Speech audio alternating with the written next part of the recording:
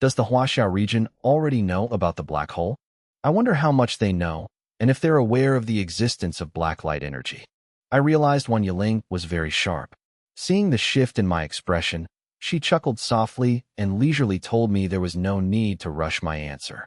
I could think it over carefully, as they wouldn't be leaving until tomorrow afternoon. Even Han Yuan's secretary was going out of her way to invite the Shering squad, making Qi Xiangming sigh inwardly. He had fully acknowledged my team's strength. He secretly thought that such an ability user squad was already comparable to their special forces.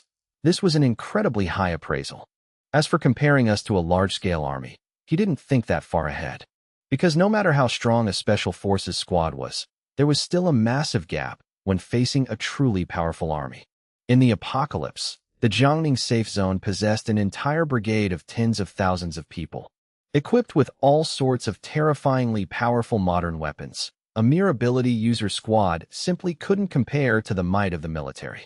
I nodded and said I would consider it, because I truly coveted the black light energy held by the black hole. Cooperating with the military wasn't entirely out of the question. Hearing that, Wan Yiling smiled with deep satisfaction. I mentioned I had other matters to attend to and excused myself.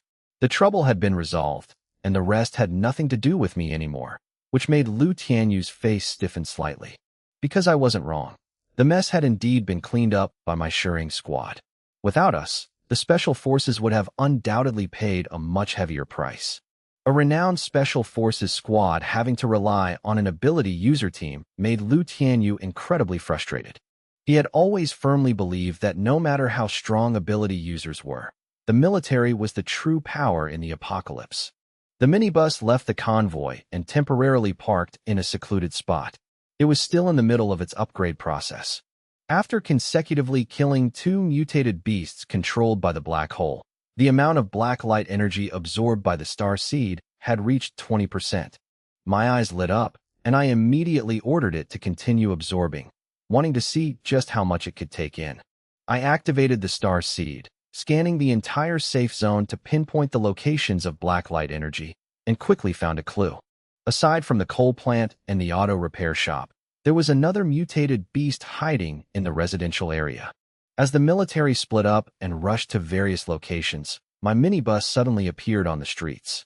Every time, it charged straight into the most intense battles, obliterating mutated beasts with the force of a thunderbolt. Many civilians witnessed this firsthand. Both the military and ability users were shocked by the terrifying combat power of the minibus. Because while they were often locked in a bitter struggle with the mutated beasts, my vehicle would plow right into the center of the battlefield, crushing the enemy head-on without hesitation. I drove continuously to the locations of mutated beasts assimilated by the black hole, because in my eyes, my target wasn't those monsters, but the ever-increasing source of black light energy. 21%, 22%, 23%. With every slight increase in progress, my excitement grew. Absorb. Keep absorbing without stopping. Fei, look. Is that our Captain Zhang Lucier? A girl with an innocent face but a voluptuous figure stood by the window of a building, suddenly pointing down at the street and shouting. In the room behind her, a cold-looking teenage girl cleaning her gun looked up upon hearing this, asking in astonishment if it was true. Wei Fei already knew I was coming to the safe zone, but she hadn't seen me since she arrived and had no idea where I was. The safe zone wasn't small, housing hundreds of thousands of people. Hearing news about me now, she couldn't help but feel a surge of excitement. A young ability user sitting on the sofa asked in surprise if Zhang Lucier was the guy they kept praising as being so amazing. Both my vehicle and my squad were terrifyingly strong. Taozi, the girl with the innocent look and sexy figure, smiled and nodded in confirmation, saying I was truly incredible for daring to go out in a situation like this. He must be highly valued by the military. Maybe he's already part of a special task force or carrying out an extremely difficult mission. Hearing this, the young man raised an eyebrow, thinking Taozi's imagination was running a bit too wild. The military has so many people. Why would they assign a difficult mission to an ability user squad? But Taozi just blinked her innocent eyes, insisting that Captain Jiang was truly amazing. In her eyes, I was practically an idol, and Wei Fei also nodded gently in agreement. Seeing the girl's reactions, a flash of displeasure crossed the young man's eyes. He wanted to see for himself if I was really as formidable as they claimed, and if my vehicle was as terrifying as the rumors said. However, when he walked over to the window, he saw nothing. He turned to Tauzi and said she must have been mistaken because he didn't see any vehicle. Tauzi gasped in disbelief. No way, and hurriedly looked outside, but in just those few short seconds, amidst the dense swarm of monsters appearing in the sky and on the ground, the street below was completely empty. There was nothing left.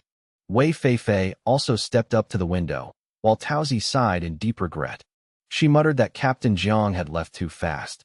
A hint of disappointment also flashed in Wei Feifei's eyes. Only the young man seemed unconcerned, assuming they had either seen wrong or I was fleeing in a panic.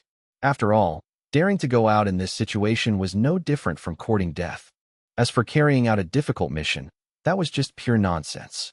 If there really is a mission, it would only be handled by the military special task forces or assault teams. The young man continued with a confident tone, acting as if he knew the military situation inside out. He added that they were lucky to have caught General Han Yuan's eye, getting the chance to join his mutant assault team and earn merits. His words carried a barely concealed sense of pride. General Han Yuan's mutant assault team wasn't something just anyone could join. You had to have real strength and pass strict evaluations. During the selection process, General Han Yuan had arranged over 10 officers and set up 3 testing checkpoints to evaluate the registered ability users and squads. The young man, Wei Feifei, and the others had passed the tests and become official members of the mutant assault team. Thanks to that, they were relocated to this 3-bedroom apartment. Even though it was just a dormitory, it was located near the core area of the safe zone, fully furnished with modern amenities. Food was provided by the cafeteria. Compared to the shabby accommodations when they first arrived, this place was like a mansion next to a slum. As long as they performed well enough, they could go even further, becoming officers and stepping into the power center of the safe zone. However, the young man's confident speech received no reaction from Wei Feifei and Tauzi, because both girls were still staring intently out the window, hoping the minibus would reappear. TCH. A dark glint flashed in the young man's eyes. If it weren't for him valuing Wei Feifei and Tauzi's abilities, Tang Xiangyun wouldn't have invited them to team up in the first place. Not to mention, both girls were beautiful with outstanding figures. He figured it was only a matter of time before he made them his.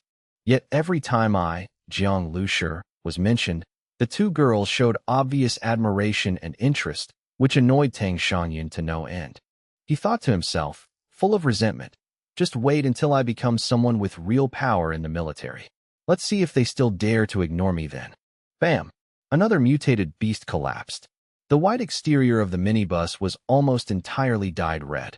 It created a glaring, visually shocking scene that left the surrounding civilians and soldiers in awe. But sitting inside the vehicle, I paid absolutely no attention to their stares. Right now, I was like someone who had just received their first big paycheck, happily watching the progress bar steadily rise. By now, the progress had reached 45%.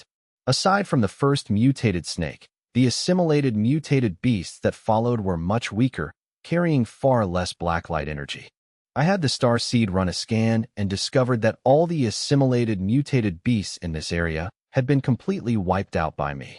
I couldn't help but think that my plan to hoard enough blacklight energy by hunting mutated beasts wasn't going to work. I waited a bit longer, but no more assimilated mutated beasts showed up. Clearly, the black hole had realized something was wrong. It stopped sending mutated beasts into the safe zone, while simultaneously continuing its relentless approach. I could feel the impending danger closing in more clearly by the second. The black hole wanted to swallow me and the Star Seed, while the Star Seed needed the black light energy from the black hole. In that case, I had to destroy it. A cold glint flashed in my eyes.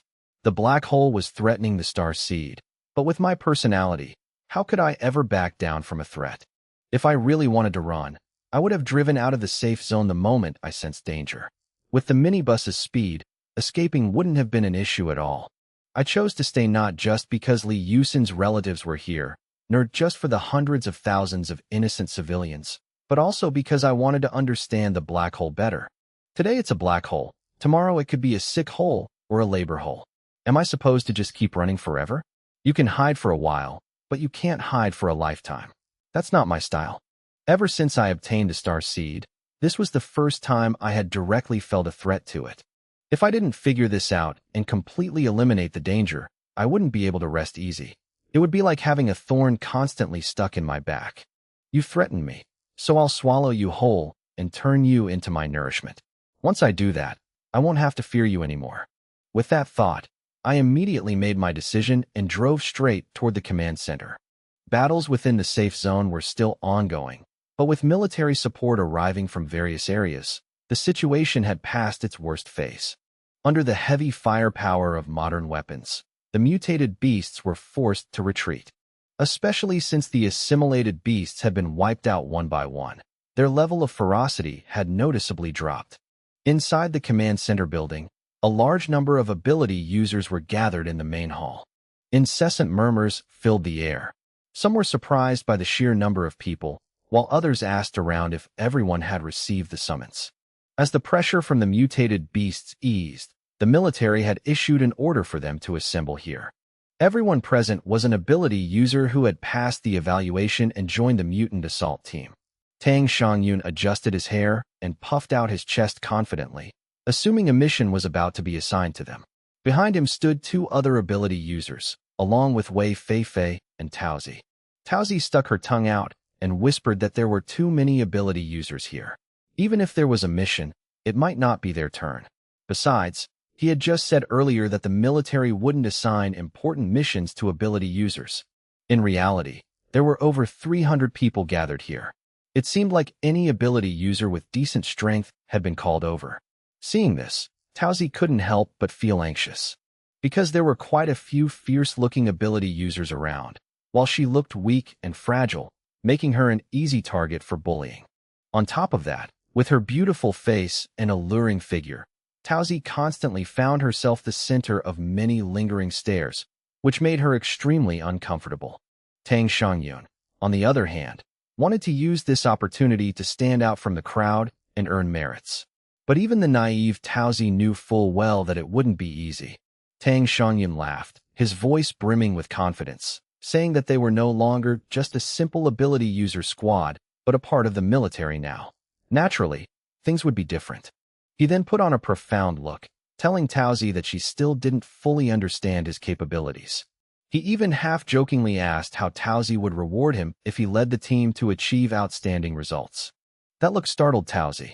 Like a frightened rabbit, she took a half-step back and mumbled, asking why she had to reward him. Her instincts as a psychic-type ability user made her feel it very clearly. Tang Xiangyun's gaze was no different from a wolf eyeing its prey. Wei Feifei immediately spoke up, her voice cold, stating that Tang Xiangyun was too arrogant and that such a mindset would only harm the team. Don't forget, we teamed up because both sides suffered losses, not because you're the captain.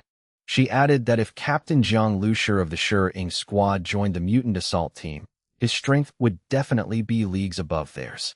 Seeing Tang Xiangyun's intention to tease Taozi, Wei Feifei stood tall, blocking her friend. Even though she was younger, she had always been the one protecting Taozi, to the point where many forgot she was still just an underage girl. Initially, when they teamed up with Tang Xiangyun, Wei Feifei didn't think there were any downsides, but now she was starting to regret it. Because although he had some ability, he was far too conceited, always acting like the center of the universe. Thinking about how both she and Taozi had believed his sweet talk about a mutually beneficial partnership, Wei Feifei couldn't help but feel irritated. Taozi hid behind her back, poking her head out and nodding repeatedly in agreement. Tang Xiangyun's face instantly darkened. He found Wei Feifei's words completely unreasonable. Even though she said, "we," she was clearly implying that he was inferior to me, Jiang Lushi. This name, he had never even met the guy, yet he had already lost face twice because of him. Especially Wei Feifei's constant praise of me made him extremely annoyed. He kept wondering to himself who the hell I was.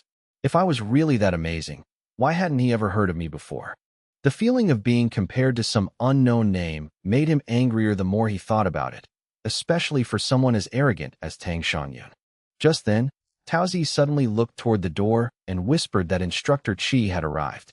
Almost immediately, a group of soldiers marched into the hall.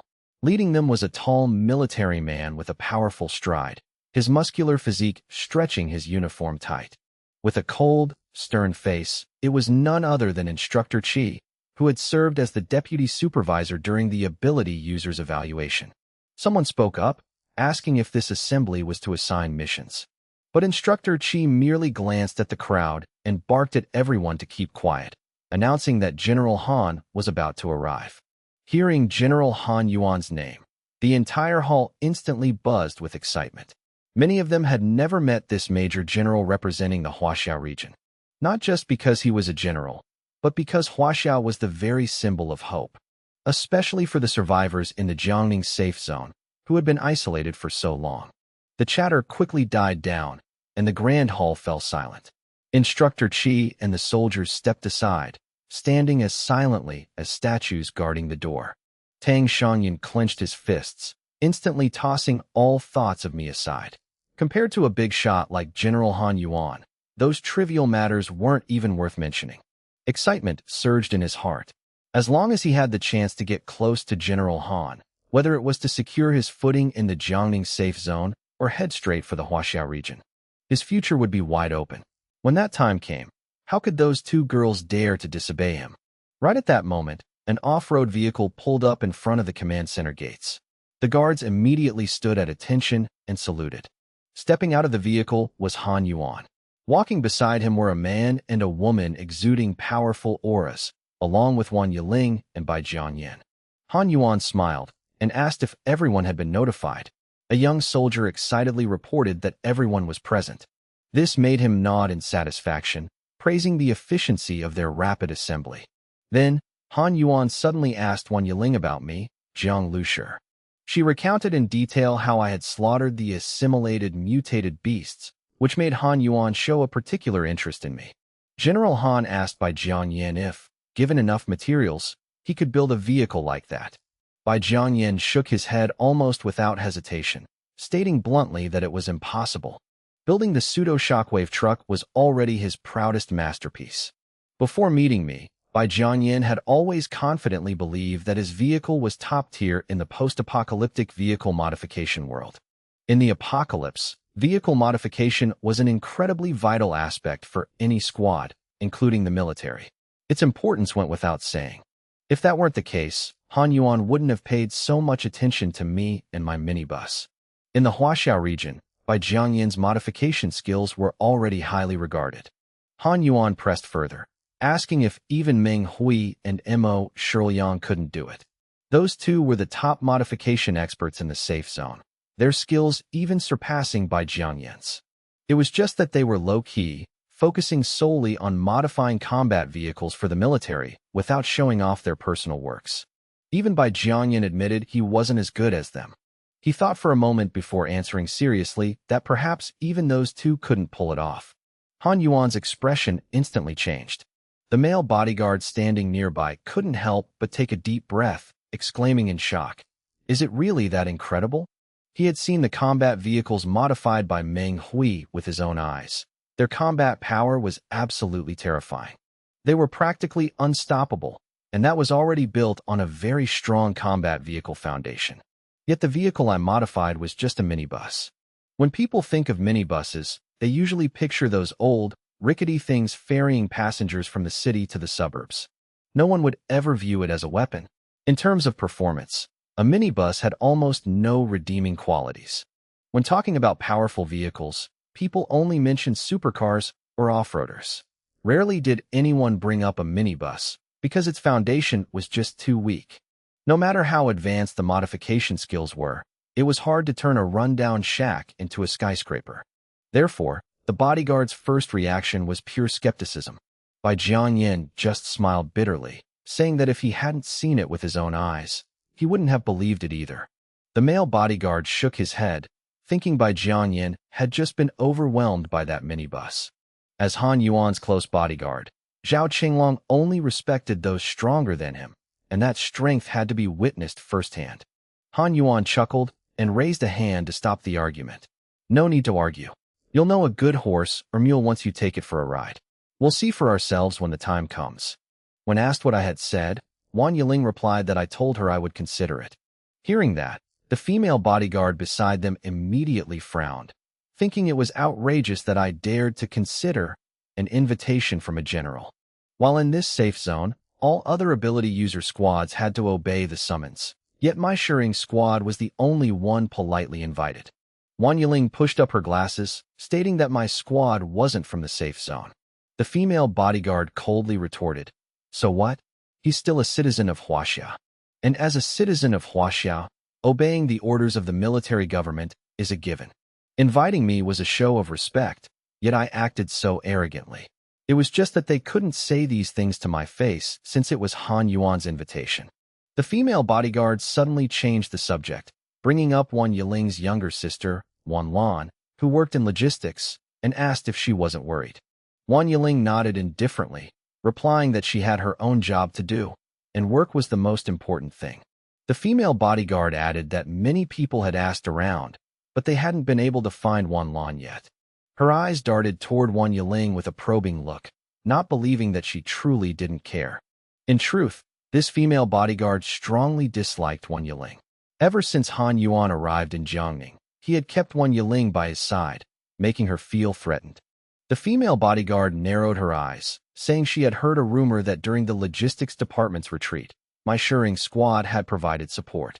But Wan Lan wasn't among those who retreated. Furthermore, there had been a conflict between the two sides. Seeing Wan Yiling's expression finally shift slightly, the female bodyguard couldn't help but sneer inwardly. She could clearly see that Wan Yiling wanted to pull the Shering squad to her side. If she managed to convince me to join Han Yuan's forces, her status would rise even higher. But the female bodyguard absolutely wouldn't let that happen. Right then, Bai Jiangyin's eyes suddenly lit up. He said, "Speak of the devil, and he shall appear. He's here." A blood-drenched minibus drove up to the gates of the command center. Lately, many ability user squads had come here, most bringing their vehicles. But the moment my minibus appeared, it instantly drew everyone's attention. Even the guards at the gate couldn't help but steal a few extra glances. This vehicle had clearly just been through a brutal slaughter. Blood coated its body like a fresh layer of paint, dripping but refusing to wash off. As soon as I stepped out of the vehicle, I spotted Wan Yiling. I said, "It's great that you're here," and walked straight toward her. Wan Yiling's gaze toward me was momentarily complex, but she quickly regained her composure, asking if I had made up my mind. I nodded, saying I agreed to cooperate. Hearing the word cooperate, the two bodyguards standing nearby immediately frowned. I continued, stating that since it was a cooperation, they couldn't give orders to my squad.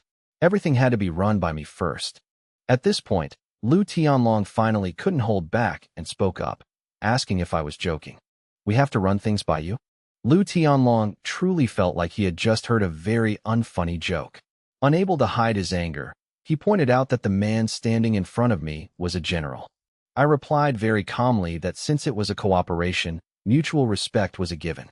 It had nothing to do with rank, even if he was a major general. When I cooperated with General Zhang before, he never used orders to force my hand either. I had thought it over very carefully and would only accept a cooperative arrangement. Because agreeing to be under Han Yuan's command meant handing over my complete safety to him, and that was something I absolutely could not accept. Lu Tianlong was about to say something else, but was cut off by Han Yuan raising a hand. It was clear that continuing would easily spark a conflict. Han Yuan turned to look at me, his voice still quite mild, saying that members of the mutant assault team didn't need to follow as many rules as the regular military. They could even keep their own squads. Even though he was a major general of the Huaxia region, he was also an ability user and had never used his rank to oppress others. However, when going out to hunt mutated beasts, only his mutant assault team was authorized to act. The implication was crystal clear. If I wanted to cooperate with the military, it had to be through him. In Han Yuan's eyes, I definitely had my own motives for agreeing to join. Just like the ability users waiting in the hall, everyone wanted to climb the ranks. I didn't want to join the military system, so it definitely wasn't for power, but for wealth and strength. My crazy hunt for mutated beasts today, wasn't it precisely because, to ability users, Mutated beasts represented resources and power. Therefore, Han Yuan considered this a great bargain for me. Under the military's protection, I could safely go out and hunt more mutated beasts. Without the military's support, fighting alone would be extremely dangerous. He even feigned concern, saying that the creatures from the black hole were eyeing this area, and it was far too dangerous. I just sneered inwardly. Han Yuan's point was simply that the military could protect me. But little did he know, those very creatures from the black hole that everyone else avoided were my exact targets. I asked him back if General Han was refusing to cooperate, then shrugged and made it clear I would only accept a partnership. The smile on Han Yuan's face gradually turned cold. My shearing squad was strong enough, and the minibus intrigued him, but a partnership? A general had lowered himself to speak to me like this, yet I still refused to yield. That made him extremely displeased. In his eyes, capable people could be a little arrogant, but taking it too far was just plain stupidity. Han Yuan uttered a "what a pity," looking me straight in the eye, saying he had invited me with utmost sincerity, yet I showed none in return.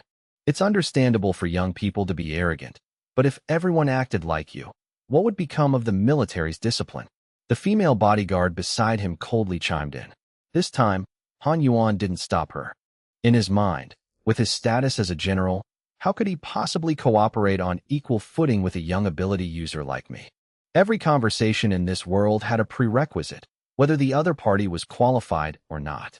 I just gave a faint smile, while Wan Yiling beside him pushed up her glasses. When she invited me, she had been very vague. She never explicitly stated that the Shi-Ing squad would be under Han Yuan's command, but in her eyes, it was a given. Just then, another convoy approached. Someone on a combat vehicle spotted my minibus from afar and immediately ordered the driver to head over. Almost at the same time, on the other side, Taozi suddenly mentioned that she sensed a very familiar mental energy. Wei Feifei immediately asked where. Taozi pointed straight out the gates. Wei Feifei decided to go take a look. She didn't want to stand anywhere near Tang Xiangyan for another second anyway. The more she looked at his face, the more annoyed she got. Taking this chance to step outside was a good idea. Tang Xiangyan immediately followed, stopping them from running off, saying the general was about to arrive. But deep down, he wanted to rely on the special abilities of these two girls to impress Han Yuan. Taozi added that it was very likely Captain Jiang Lushi. Her eyes instantly lit up, causing Tang Xiangyan's face to turn icy as he barked, "You're not going anywhere." Wei Feifei sneered, asking what right he had to say that. Even though Tang Xiangyan was fuming inside, he forced a smile. He said that if I showed up, it was probably to join the assault team anyway, so I'd be coming inside sooner or later. But before he could finish, Wei Feifei grabbed Taozi and walked straight out. Watching the girls' retreating backs, Tang Xiangyan's face darkened completely. His eyes shifted constantly before he finally followed them.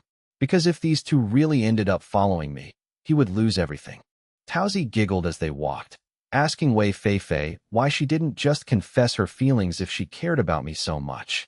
That made Wei Feifei blush with embarrassment. She lightly punched her friend, telling her to stop talking nonsense. Tang Xiangyan, walking behind them, saw this scene, and his eyes practically shot fire. To him, Wei Feifei was always cold and distant. She wouldn't even spare him a glance, yet just the mention of my name made her face flush and her eyes sparkle. At that exact moment, Wei Feifei spotted me and couldn't help but exclaim, "It really is Captain Jiang." As soon as they stepped out of the gates, Wei Feifei and Taozi saw me, and they immediately noticed who was standing opposite me. Tang Xiangyan saw me right away too, his gaze locking onto the young man who looked barely over 20. I looked just like a fresh college grad, but very quickly, his attention was drawn to the person standing next to me. On that person's shoulders were golden olive branches and 2 golden stars, a bona fide major general. Tang Xiangyan's eyes lit up. It was Han Yuan. He hadn't expected Han Yuan to already be here, let alone speaking directly with me. Jealousy instantly surged in his heart. Just then, the female bodyguard's sharp, cold voice rang out, questioning what right a small squad like mine had to demand a partnership with the military. Seeing me just give a faint smile, the fury in her eyes flared even hotter. Hearing those words, Tang Xiangyan froze for a second before a gloating look washed over his face. like he was watching someone else's misfortune. He mocked that it seemed the Captain Jiang they knew was bringing humiliation upon himself.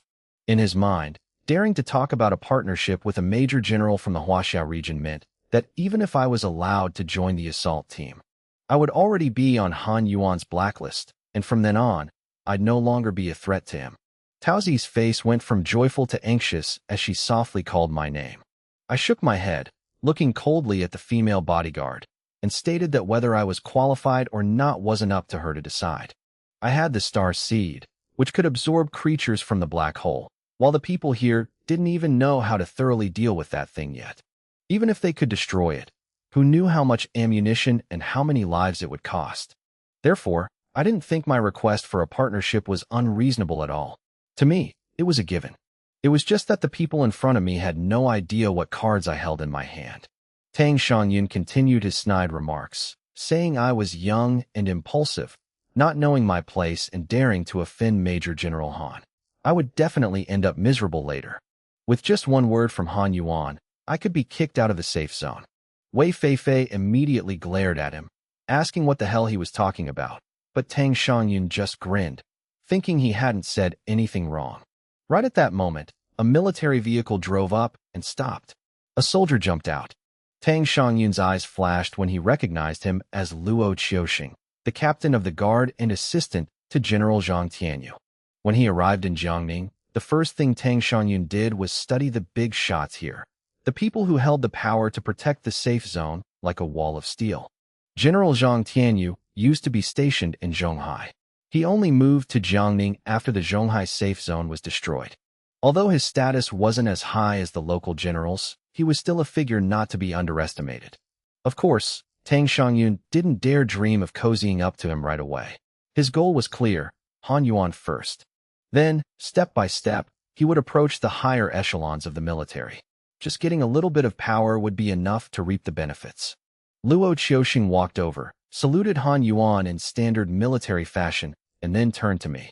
He introduced himself as General Zhang's bodyguard and said that although this was their first time meeting, he had heard General Zhang mention me a lot and even admired me greatly. Tang Xiangyun was completely dumbfounded. He never expected this man to come for me. Luo Qiuxing's appearance noticeably eased the tense atmosphere. Taozi secretly breathed a sigh of relief. She thought it was a good thing I knew General Zhang. At least I wouldn't be chased away. She shot Tang Xiangyun an angry glare, annoyed that he had deliberately spread fear, and cursed me. Tang Xiangyun narrowed his eyes and smiled, telling Taozi it was too early to think the tables had turned, because General Zhang Tianyu's words couldn't compare to Major General Han's. Even though Han Yuan had just arrived and didn't directly control the army, he had the Huaxia region backing him. Aside from Commissioner Luo and Commander Huang, no one could compare. His voice was full of smugness, as if to say that those two girls would ultimately still have to rely on him. Taozi didn't fully understand all that, but hearing it still made her frown and worry for me. Luo Qiuxing looked at the situation before him and suddenly asked Han Yuan if he had already reached a cooperation agreement with me, because seeing us standing face to face made it very easy for others to misunderstand. Han Yuan glanced at me, then smiled and said that unfortunately, there were still differences in opinion between us. I simply replied, no. Luo Qiuxing nodded, saying it was a pity, but his face showed no sign of disappointment. He then turned to me, smiling, and asked if it would be convenient to meet Commissioner Luo. Because Commissioner Luo really wanted to cooperate with me. He had heard a lot about me from General Zhang and was particularly interested in me and my vehicle. The female bodyguard frowned slightly. She hadn't expected Luo Qiuxing to come here, representing Commissioner Luo, and try to recruit me. Just a moment ago, she had said I wasn't qualified. Yet right after that, someone came to invite me to cooperate. This made her find it hard to believe. The one stepping up to recruit me wasn't the fading General Zhang, but Commissioner Luo. This made even Tang Xiangyun's eyes widen, looking as if he had seen a ghost, regretting his boastful words from just moments ago. Just as Commissioner Luo was mentioned, it turned out he really had his eye on me and wanted to cooperate with me. At first, Taozi and Wei Feifei didn't know who Commissioner Luo was, but upon hearing the name, both of their faces instantly lit up with joy. Taozi cheered that this meant Captain Jiang wouldn't be kicked out after all. He could even cooperate with Commissioner Luo, which was even better than joining the mutant assault team. Tang Xiangyun's face instantly became incredibly ugly. In his eyes, me cooperating with Commissioner Luo obviously far surpassed joining the assault team. That went without saying. The situation now was the exact opposite of his initial expectations. I was supposed to be kicked out. Yet the reality was that I was standing before an even wider path. Tang Xiangyun felt like 10,000 horses were trampling through his heart. The two girls he practically had in the palm of his hand were now slipping away. And what he hated the most was that he couldn't think of a single way to stop this. Once I cooperated with Commissioner Luo, I would have the military backing me, and the very center of military power at that. Who could mess with me then? Right then, I spoke up, calmly saying, "Thank Commissioner Luo for the invitation, but please pass on a message for me.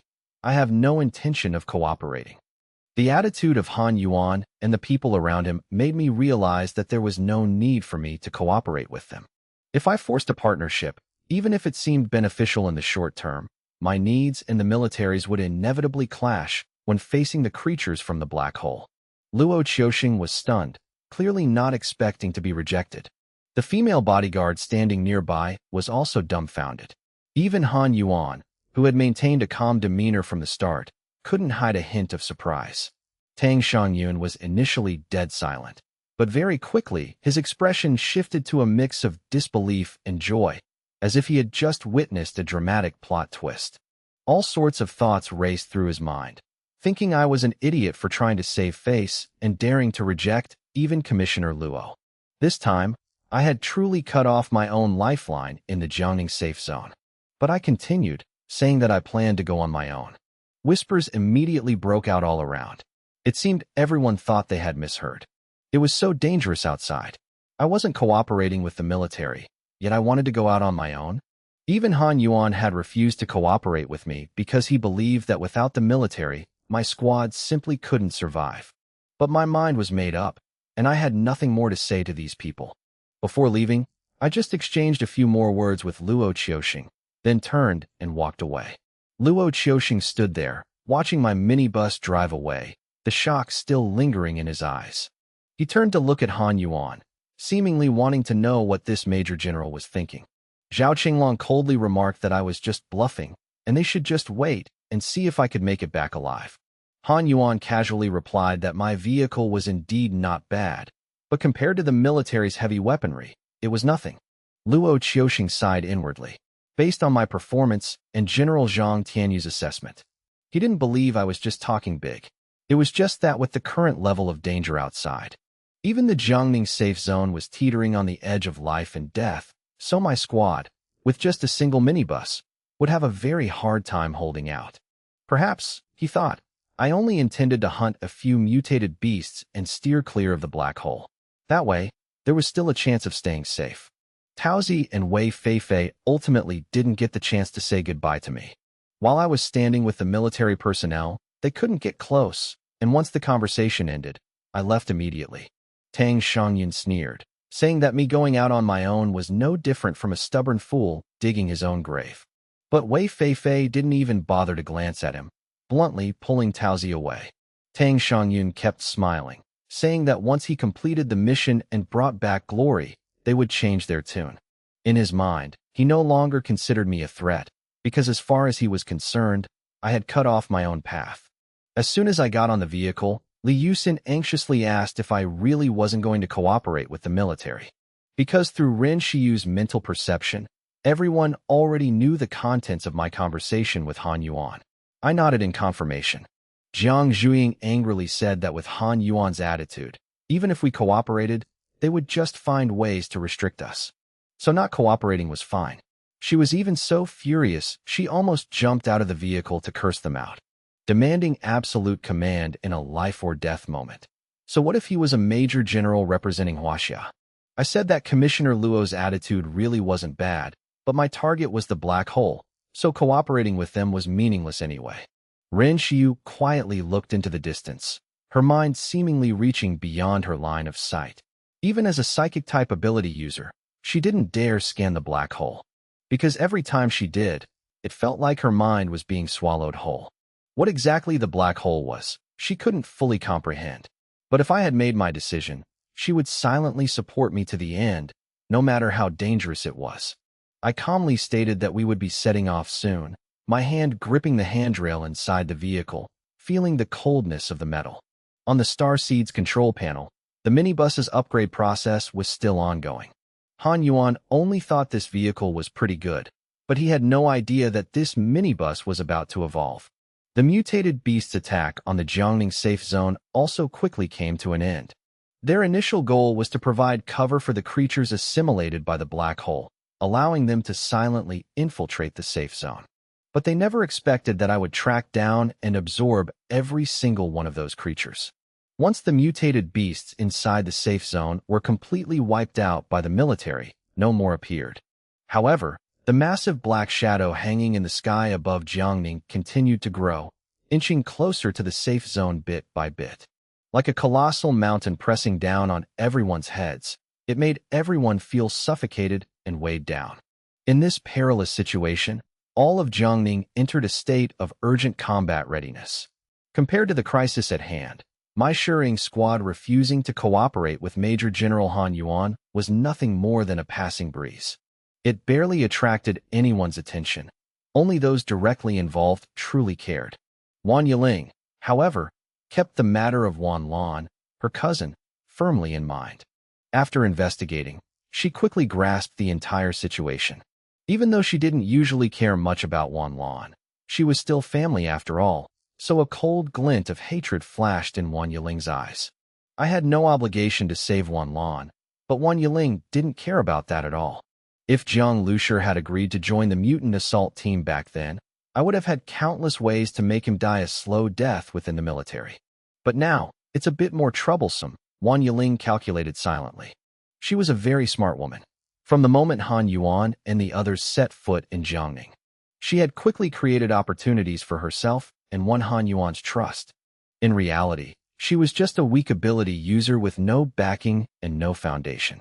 But she believed that as long as she found the right patron and properly demonstrated her value, she would secure a foothold sooner or later. Compared to relying on beauty to seduce others, power and status gained this way were far more stable. Right now, her only patron was Han Yuan. However, Han Yuan completely looked down on me. There was no way he would invite me back, let alone cooperate, even in name only. But right at that moment, Wang Yiling saw a report that had just been handed to her, containing detailed records of the Shering squad situation. A thought suddenly flashed through her mind. If this plan succeeded, not only could she take revenge on Jiang Lushir, but it would also increase her own value. Afterward, she could even follow Han Yuan back to the Huaxia region.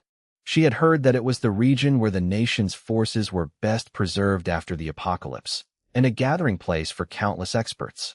That is the right environment for me to fully unleash my potential. Wang Yiling's usually calm face gradually grew flushed, a gleam flashing behind her glasses. To her, avenging Wan Lan was just a side quest. Her own future was what mattered most, and right now, the key to opening that door was in my hands. Jiang Lushir, I went too easy on you before. But this is perfect. Since we've fallen out, I have nothing left to hold back. Han Yuan will definitely agree. You brought this all upon yourself. Wang Yiling sneered inwardly. The next day, after the mutated beast attack ended, our minibus prepared to leave the Jiangning safe zone. However, just as the vehicle was about to set off, two soldiers suddenly stepped out and blocked our path.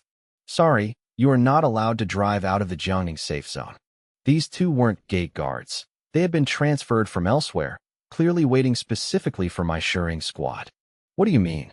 You're not letting us leave? Zero asked coldly. One of the soldiers replied with a stern face. You can leave, but the vehicle stays. What did you just say? I narrowed my eyes, rolling down the window. Meeting my gaze, the two soldiers immediately went on high alert, their hands resting on their guns.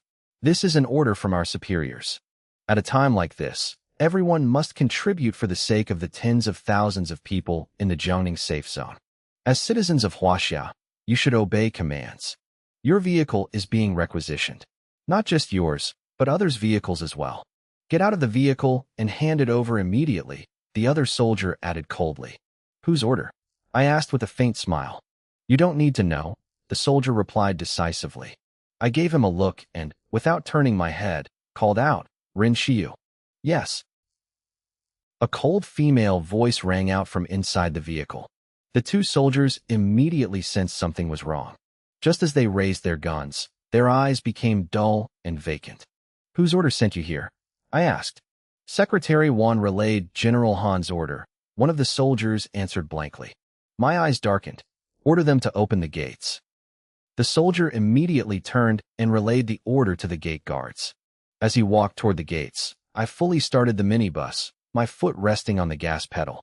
The gates of the Jiangning safe zone were reinforced with multiple layers and incredibly heavy. As they opened, they let out ear-piercing creaks. What's going on?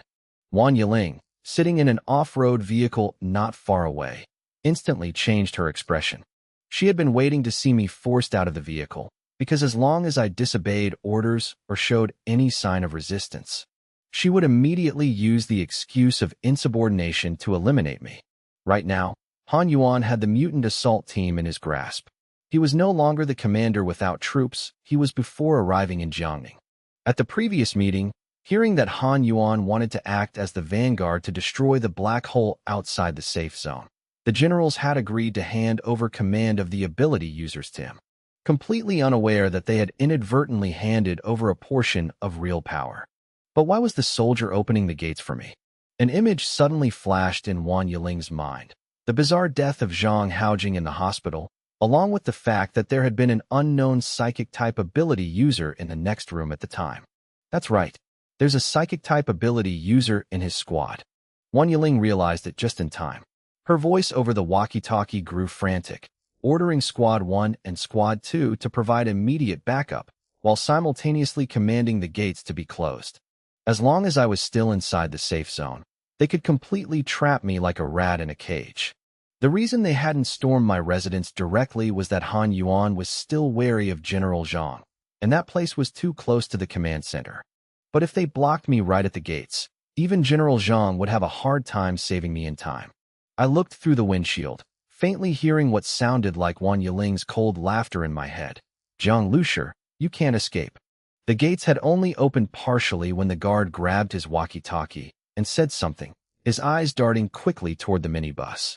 In that split second, I slammed my foot on the gas pedal and slammed my hand onto the button next to the control panel. Accelerate. The engine roared fiercely like a supercar, and the minibus shot forward like an arrow piercing the wind. Ahead, the soldier was screaming orders to close the gates, demanding everyone stop me, but it was too late. Before they could even raise their guns, the minibus had already blown past them like a gust of wind. The gates began to close, but at the maximum speed of the acceleration mode. That short distance wasn't nearly enough to stop me. With just a soft whoosh, the minibus forcefully threaded through the narrow gap, quickly disappearing down the road ahead. In the moment I passed through the gates, I turned my head to look back. My gaze swept over the crowd and landed on an off-road vehicle parked in a hidden corner. Through the glass, I caught a fleeting glimpse of Wang Yiling's face. Right after, the safe zone gates vanished behind me, and the off-road vehicle disappeared from sight. I turned back to look toward Jiangning City, etching two names deep into my heart: Wang Yiling, Han Yuan. Initially, it was just a very minor conflict, not even enough to be called one. But daring to target my minibus was absolutely unforgivable. Inside the safe zone, Wang Yiling watched the minibus leave, unable to hide her fury. After a moment, she regained her composure, pushed her glasses up her nose, and issued an order banning me from returning to the safe zone on the grounds of insubordination and intentionally damaging the gates. According to her, who knew, once outside, they might still have a chance to run into me again. The mutant assault team was about to set off, and their target was still the black hole. In Wang Yiling's eyes, I was just a lone ability user. I'd probably be swallowed up before I could even run away from the black hole, so how could I possibly dare to approach it on my own? Thinking about letting me escape today, she couldn't help but feel a pang of regret. After leaving the safe zone, Jiang Zhuing spoke up angrily, saying they were absolutely disgusting for daring to try and steal my vehicle. I reassured her, saying it was a good thing I didn't let Zhang Hai and Sun Kuan drive today. Right now, both of them were sitting in the cab. We were hunting down the black hole. and only the minibus was capable of operating in such a dangerous environment. The armored Dongfeng wouldn't be able to handle it. Zhang Hai couldn't hide his dissatisfaction, sighing and wondering since when the military had become like this. I understood how he felt, because we had cooperated with the military before, and he had always admired soldiers. Li Yusin was more level-headed, pointing out that this wasn't an issue with the entire military, but rather Han Yuan and Wan Yiling playing dirty tricks. If the entire Jiangning military region had been of one mind, we wouldn't have had a chance to leave. Even so, she couldn't hide the worry in her eyes. After all, Han Yuan held the rank of Major General, and our Shering squad was still in a weaker position. I told everyone not to worry. In my eyes, Han Yuan was just a commander with no real army. He currently had a mutant assault team in his hands, but sooner or later, they would have to go outside. For what happened today, I would definitely make them pay. Han Yuan wasn't originally from the regular military. He was an ability user. I had no idea why he was granted the rank of Major General and transferred to the Jiangning safe zone. His loud rallying cries to destroy the black hole made me feel even more suspicious. A guy who dropped out of nowhere with no real power, demanding to be the vanguard and recruiting ability users under his banner?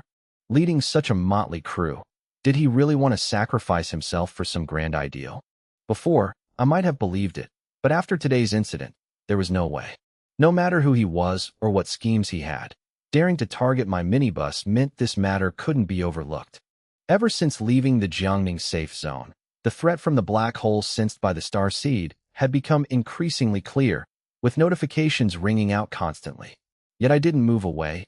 Instead, I actively drove closer.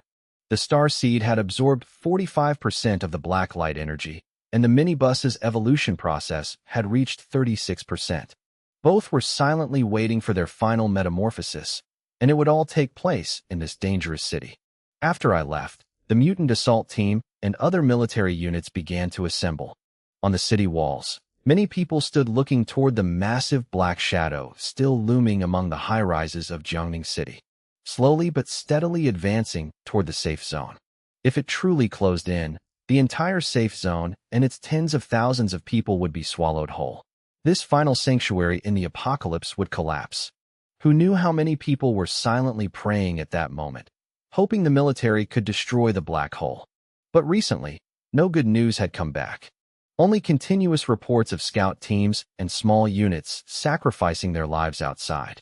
Watching the long convoy of vehicles leave the Jiangning safe zone, heading straight for the black hole, I knew that right now, inside the walls, many people were filled with both anxiety and hope. Some generals said they hoped General Han could destroy the black hole, or at least find a way to destroy it. Otherwise, the upcoming battle would undoubtedly be incredibly arduous. Others took a harder stance, saying that if it could be destroyed, great.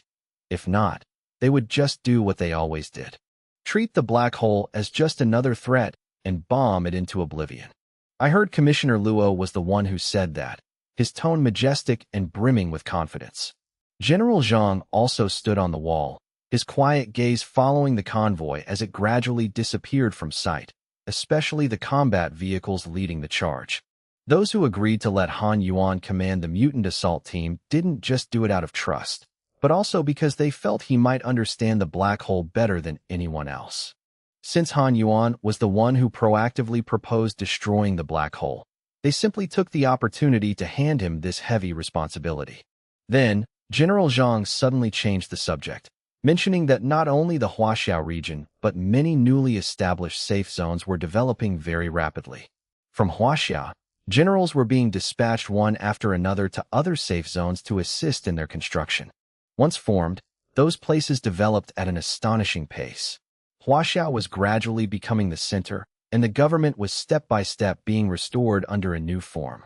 At the same time, many powerhouses emerged. Their evolution speed was even faster than the ability users the military had poured resources into cultivating.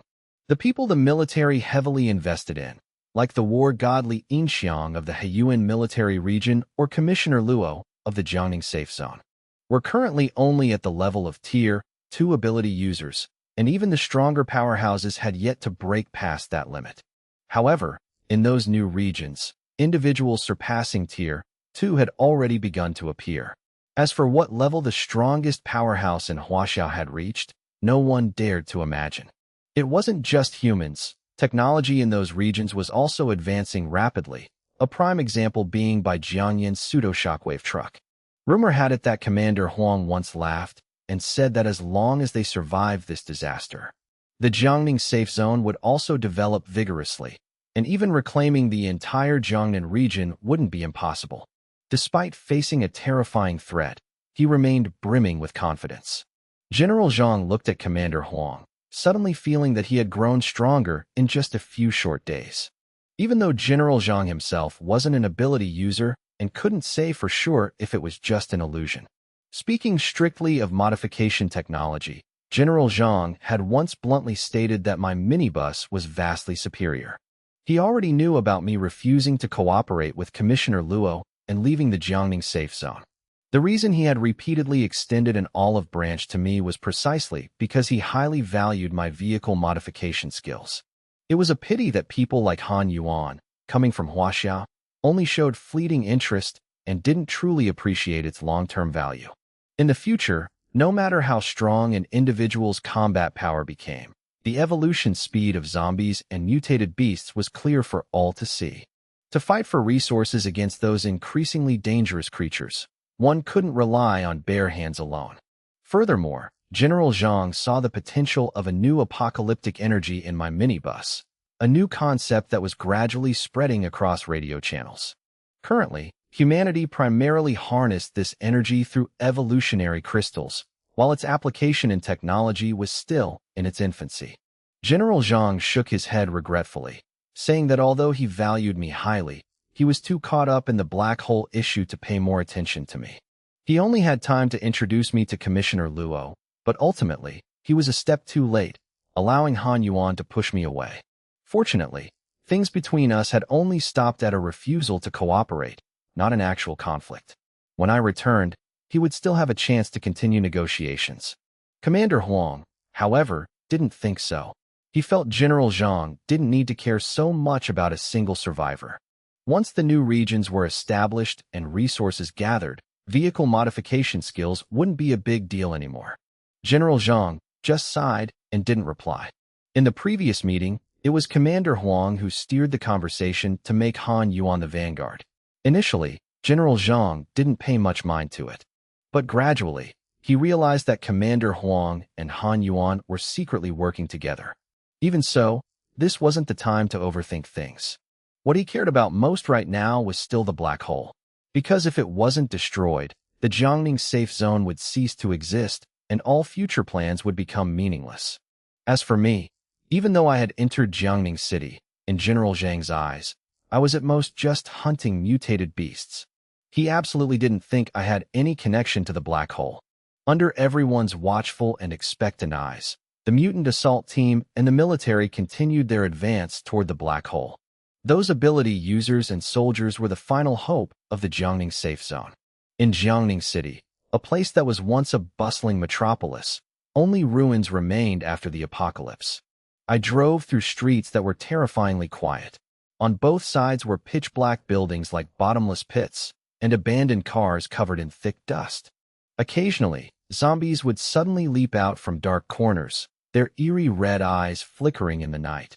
A grim reminder that this was a land of death. Just one slip up, and you'd be torn to shreds. To most survivors, this place was hell. But to squads that were strong enough, it was a place where they had to maintain the highest level of vigilance at all times. Only my minibus seemed unaffected. It sped steadily down the road, as if it were still driving in the pre-apocalyptic world. Zombies lunged from ahead, but they were no different from moths slamming into a windshield, sent flying the moment they made contact.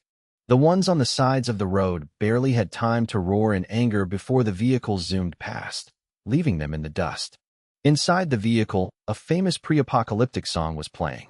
Zhang Hai and Sun Kuan sat in the cab, while the others were in the small living room. Li Yusin was looking down at a map. Rin Xiyu held a book, reading as she calmly spoke up. There's a horde of zombies ahead. About 500 or 600 of them. Li Yusin immediately replied, then turn right.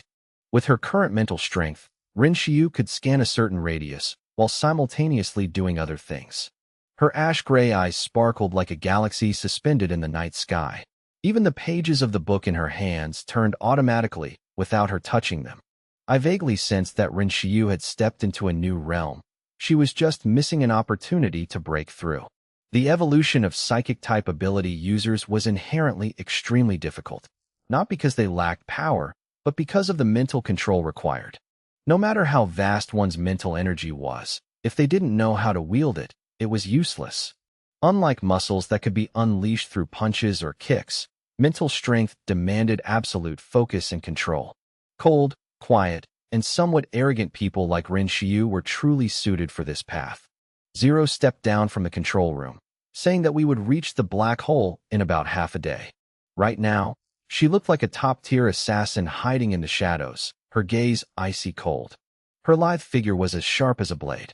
Only her pretty, doll-like face seemed out of place with that aura. Jiang Zhuing lounged lazily on the bed, repeating the words black hole, but lightning still crackled in her eyes. Tiny arcs of lightning coiled in her palms and between her fingers, like obedient kittens nuzzling their owner.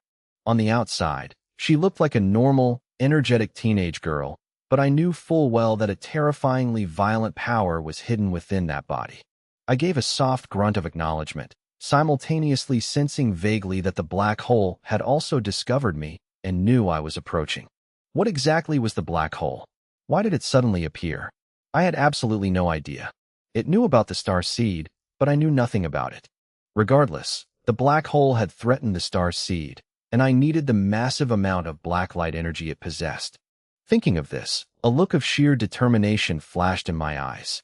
From the star seed, to the apocalypse, and now the black hole, this world was constantly undergoing earth-shattering changes. I thought to myself, once the star seed finishes absorbing the black hole, maybe I'll finally learn its true origins. The minibus continued forward, skillfully bypassing areas densely packed with zombies, steadily heading straight for the black hole. I wasn't in a rush to clash with it just yet, because the vehicle was still in the middle of its upgrade. In the areas where the black hole passed through Jiangning City, the scene became even more desolate and ruined. On the streets, vehicles were reduced to mere iron frames, and many skeletons lay scattered on the ground, exposing the fate of the lives that had been devoured. At this moment, a group of zombies was wandering along the desolate road. Their eyes were a soulless, glowing red, and their bodies were unusually robust. Their limbs had evolved to be longer than a normal person's, 10 fingers extended with sharp, glistening claws, and rows of dense, jagged teeth were visible behind rotting lips. Even though they still wore the tattered clothes of humans, they had completely transformed into a different species. Among them was a female zombie with dyed blonde hair and a short skirt, but the corners of her mouth were stained with scraps of flesh. Her back was arched like a bow, and 2 shoulder blades protruded under her skin as if something was about to burst out of her body. Around her, other zombies instinctively kept their distance, creating an empty space, clearly driven by primal fear. Suddenly, a heavy rumbling sounded from afar, like an approaching train, though much slower. Just hearing the sound was enough to know it was a massive creature. The zombies immediately snapped their heads around, like a pack of wolves spotting prey. The female zombie let out a piercing screech, her glowing red eyes fixed on the source of the noise. Before long, countless mutated beasts and zombies swarmed in, and right behind them, a massive dark shadow slowly emerged. The shadow moved sluggishly. Its outer scales had vanished, leaving only a thick, pitch-black mass. It didn't look like flesh and blood, nor was it metal. A chilling aura radiated from it, shrouded in a thick mist. As it drew near, the zombies that were aggressive just moments ago seemed mesmerized by an invisible force, stepping toward the shadow and joining the army surrounding it. Only the female zombie and a few others with budding intelligence growled in fury, their bloodshot eyes resisting. But the shadow merely flashed a beam of black light, and instantly, they all became dazed, stepping closer until they were finally swallowed. From that moment on, their flesh and blood became nutrients for the black hole. Currently, that shadow wasn't much larger than when the Jiangning safe zone first discovered it. But the feeling it gave me was far more terrifying. That was the black hole, Right now, about 1,000 meters away from the shadow, inside a high-rise building. Tanks and armored vehicles were packed tightly, their dark muzzles and artillery all aimed directly at the cave. In front of the building was People's Park, a vast open space where the shadow had nowhere to hide. Inside and around the park, many other buildings were being used as hiding spots, with countless ability users watching from the windows. Many teams of ability users were organized into a battalion, coordinating with the military, waiting for the moment the black hole entered the park to strike all at once. I wasn't there, but through my mental perception, I could clearly imagine the tense atmosphere. Tang Songyun was hiding in a building, his eyes fixed on the cave, both anxious and excited. With an ability user's vision, even from a distance, he could see much clearer than an ordinary person.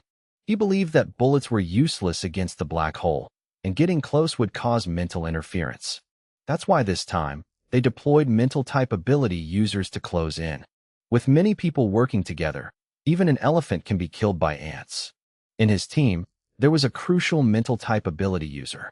Tang Songyun turned to advise Tao Zi to just focus on adjusting her mental state, because at the critical moment, everyone would be counting on her. Tao Zi leaned against the wall, sitting on a soft cushion, looking fragile and small in her jeans and wool coat. She closed her eyes and didn't respond, but just knowing the black hole was approaching put an immense mental pressure on her. That power was too terrifying. She understood she could only give her all to hold on, buying a little more time for the military and the ability strike team. In that moment, she thought of Rin Xiu by my side. If she were there, perhaps the situation would be different, but the military hadn't cooperated with my team, so we wouldn't be showing up. Wei Feifei told Tao Zi not to mind him, saying they were here to protect the Jiangning safe zone, not to help him turn a profit. Tang Songyun only gave a faint smile. When reporting, he had claimed his team was a unified one. Thanks to Tao Zi, the entire battalion of ability users was under his command. Right now, he was at the peak of his career. As long as he passed this test with achievements in hand, the road ahead would be wide open. Han Yuan's command crackled over the radio, ordering all units to stay calm and not to fire without orders. Behind the line of tanks and armored vehicles, inside an armored car, Han Yuan, the commander of this operation and a brigadier general, was personally at the front line. He declared he wouldn't back down once the battle began, a determination that strongly influenced the morale of the soldiers and ability users.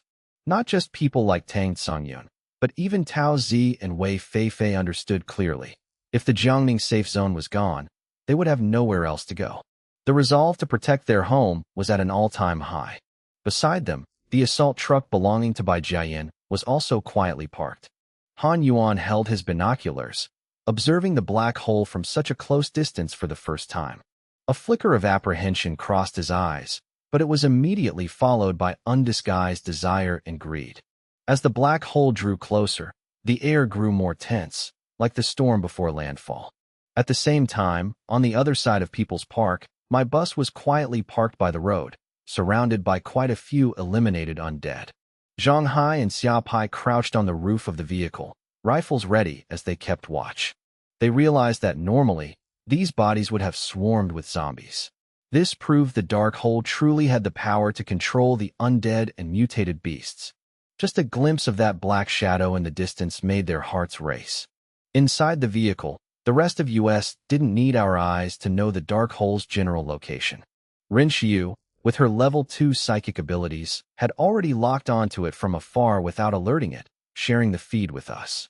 Compared to other psychic auras, the dark hole's presence felt suffocatingly powerful. It was surrounded by thousands, even tens of thousands of glowing threads, radiating like a massive halo. Rin Xiu explained those were psychic tentacles, like an insect's sensory organs, used to find food, navigate, and control nearby prey. Those threads connected to zombies and mutated beasts, turning them into mindless puppets.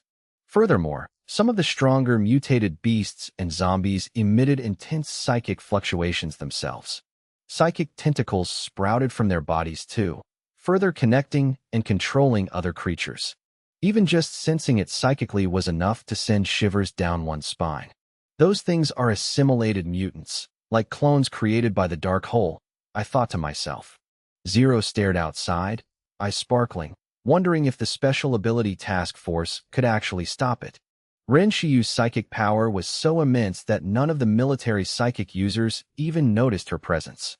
Yet, every movement around the dark hole was clear as day in her psychic vision. I simply replied, "Let's wait and see."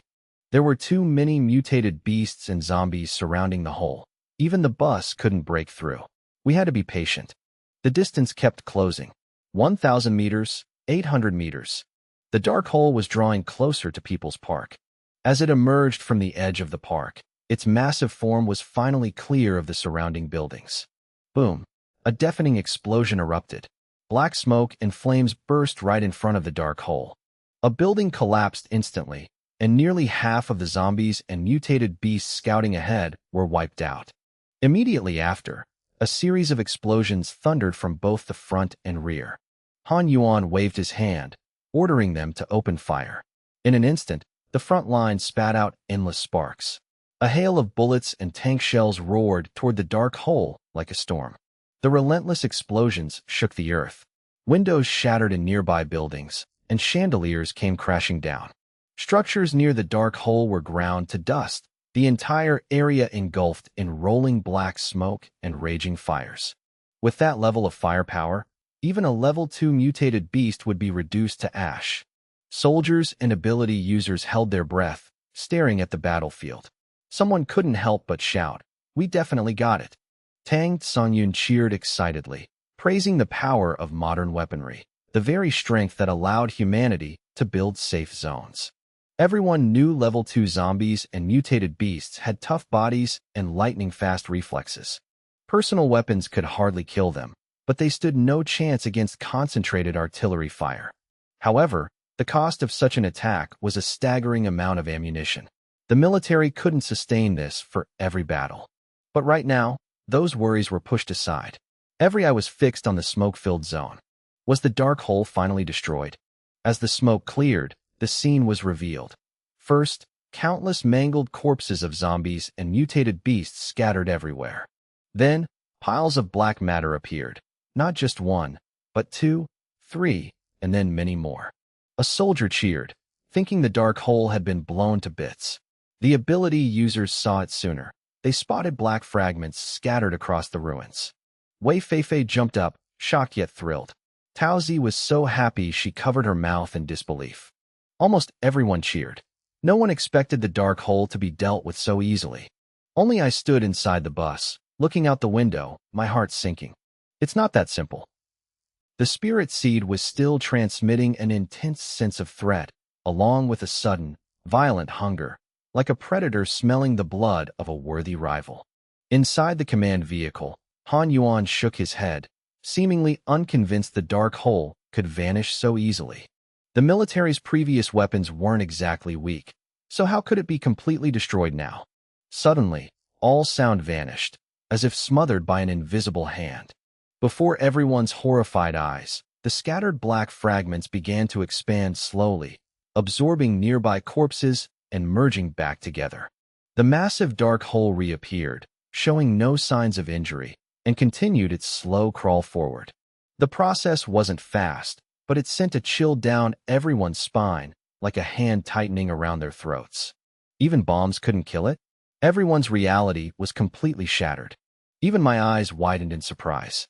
When it blew up earlier, I knew it wasn't dead, but I didn't expect it to be completely unharmed.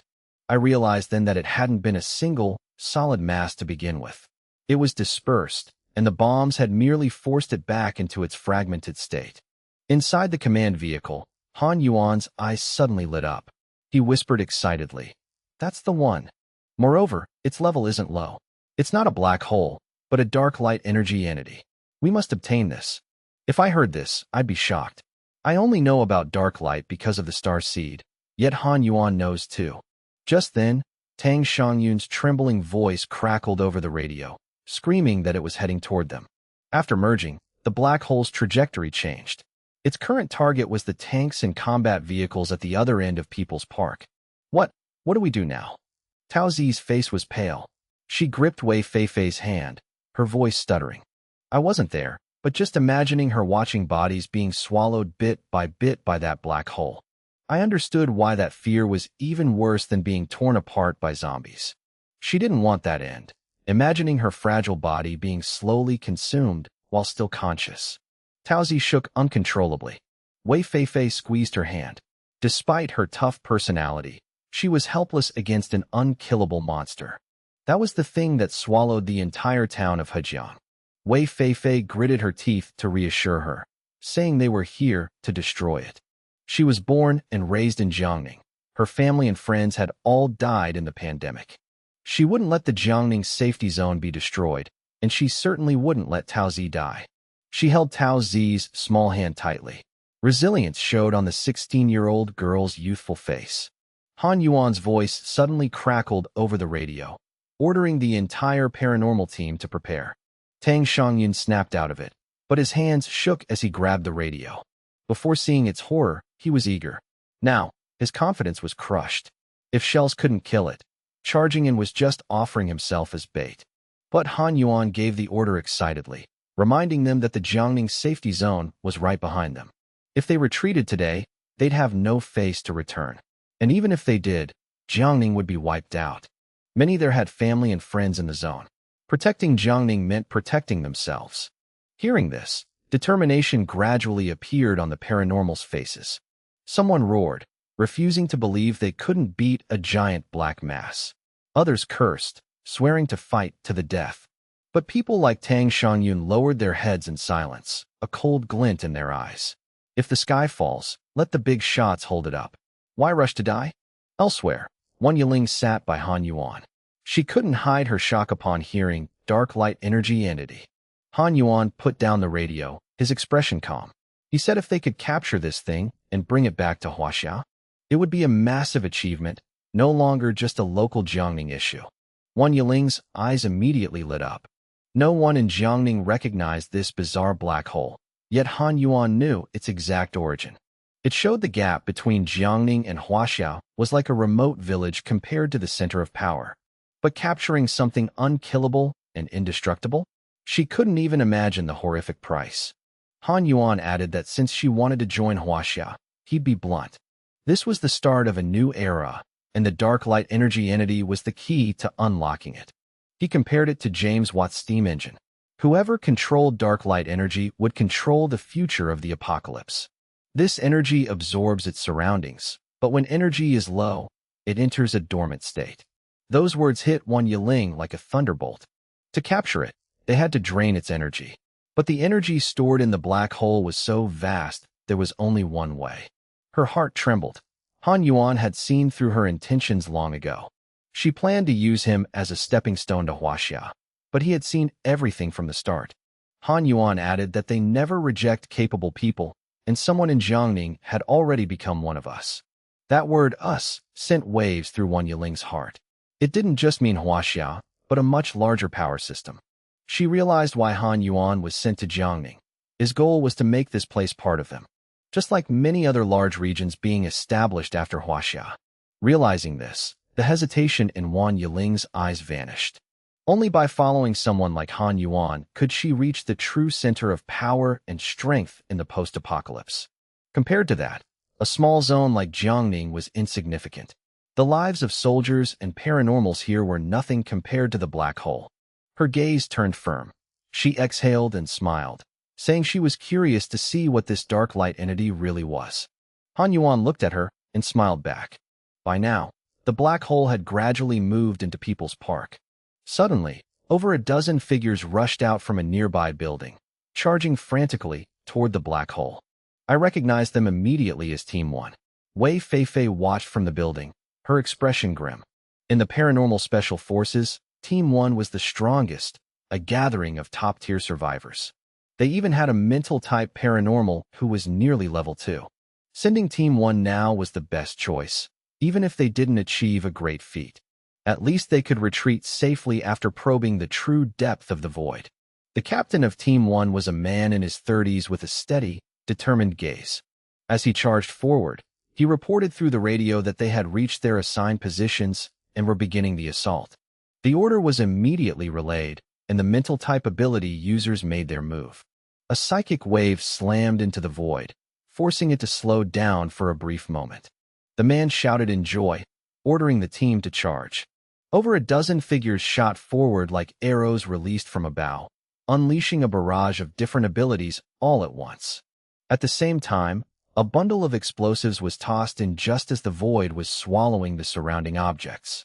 A violent explosion erupted, tearing the void into two halves. Inside the building, Wei Feifei and the soldiers held their breath as they watched. The ability users who had just escaped turned back to face the split void. Seeing that it hadn't immediately reformed after two consecutive blasts gave everyone a glimmer of hope, though no one dared to get too close. Inside the command vehicle, He Yuan remained calm, merely stating that it was still too early to celebrate.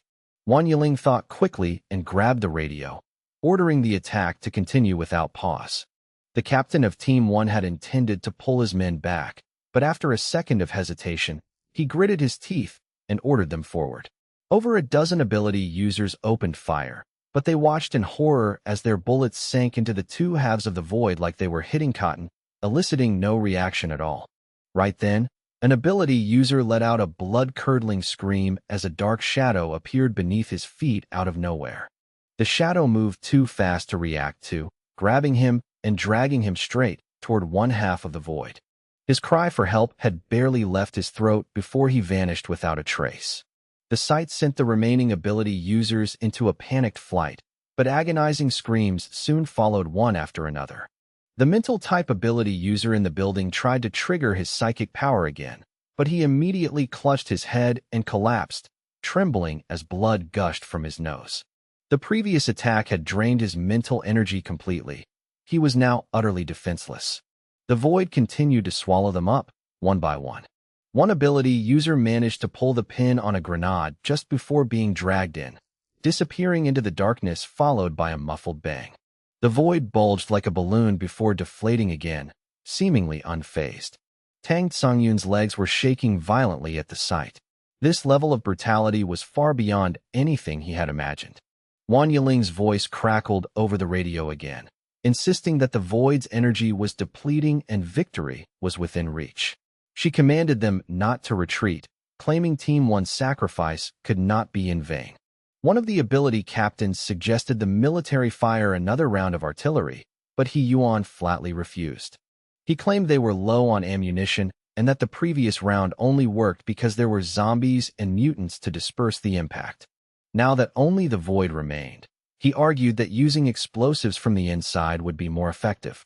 Furthermore, he argued that constant shelling would deplete their reserves, leaving them vulnerable if more zombies or mutants were attracted to the noise. They couldn't afford to run out of ammo.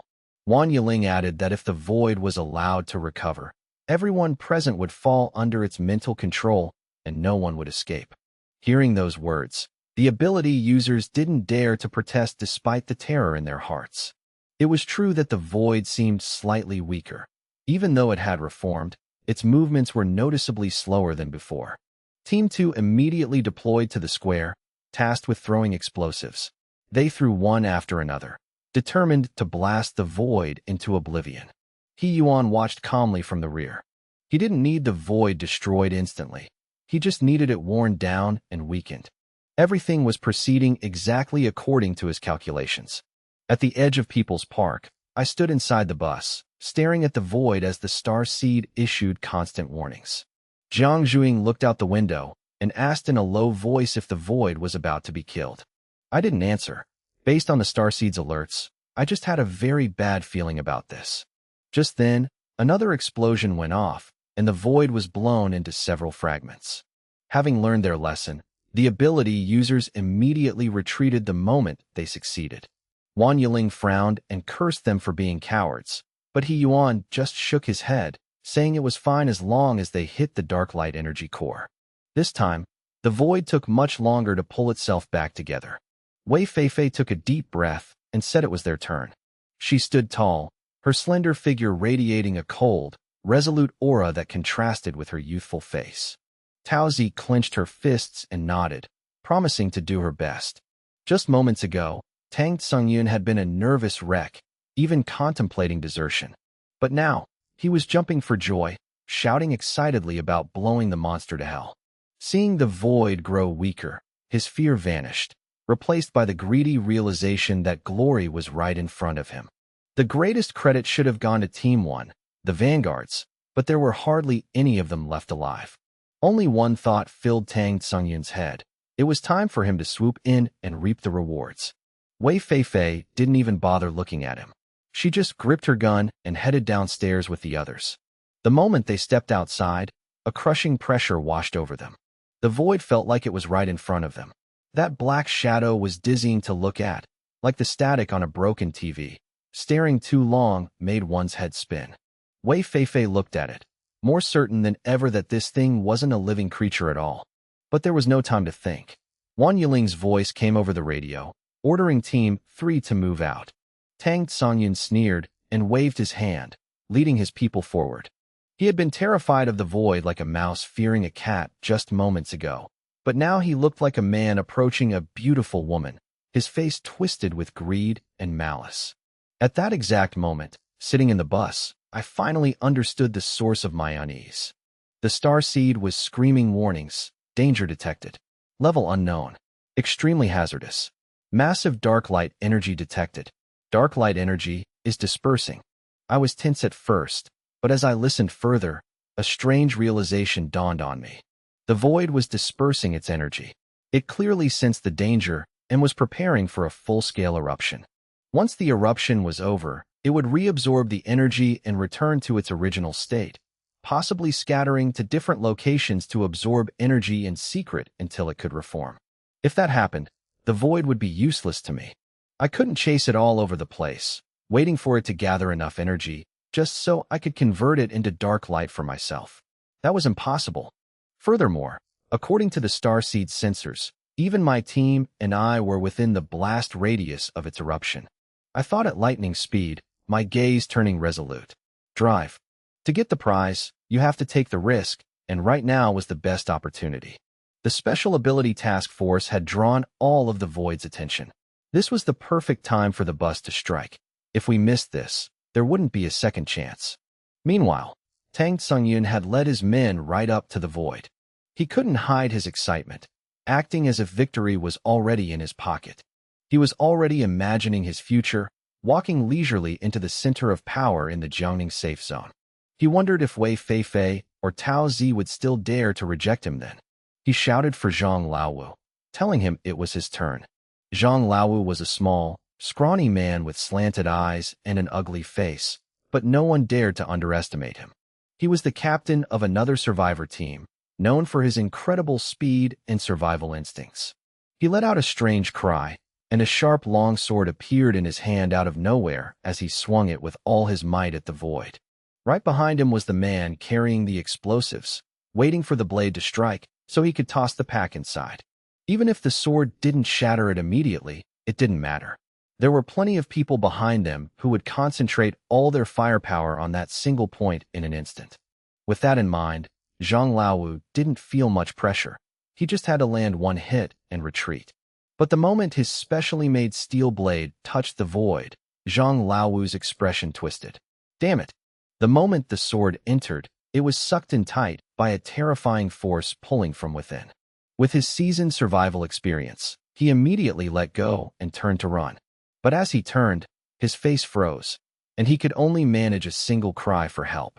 Before everyone's eyes, the void suddenly expanded, swallowing Zhang Laowu and several other ability users in the blink of an eye. They didn't even have time to scream. They probably didn't even realize what was happening before they vanished. The void, which had been the size of a truck, was now swelling like a giant balloon. In the moment of being swallowed, one ability user's gun went off accidentally, the bullet grazing Tang Tsungyun's thigh. But did he care about a wound like that now? He could only scream in panic, telling everyone to run. I saw Tang Tsungyun was the first one to turn tail and bolt. Right now, he only wished his parents had given him 2 extra legs, while simultaneously feeling lucky that he had held back some of his strength earlier. He had let Zhang Laowu take the lead so he wouldn't have to be on the front line. He had intentionally kept his distance. Otherwise, he would be the one dead right now. Meanwhile, the black hole continued to expand, and an invisible, but horrific psychic wave rippled outward. Wei Feifei reacted immediately, but she didn't run blindly like Tang Songyun. She held her gun, hesitating for a split second, wondering if she should open fire to buy time for the ability users who were closer. That brief moment of hesitation cost her her chance at survival. As the psychic wave hit, Wei Feifei felt her entire body go stiff.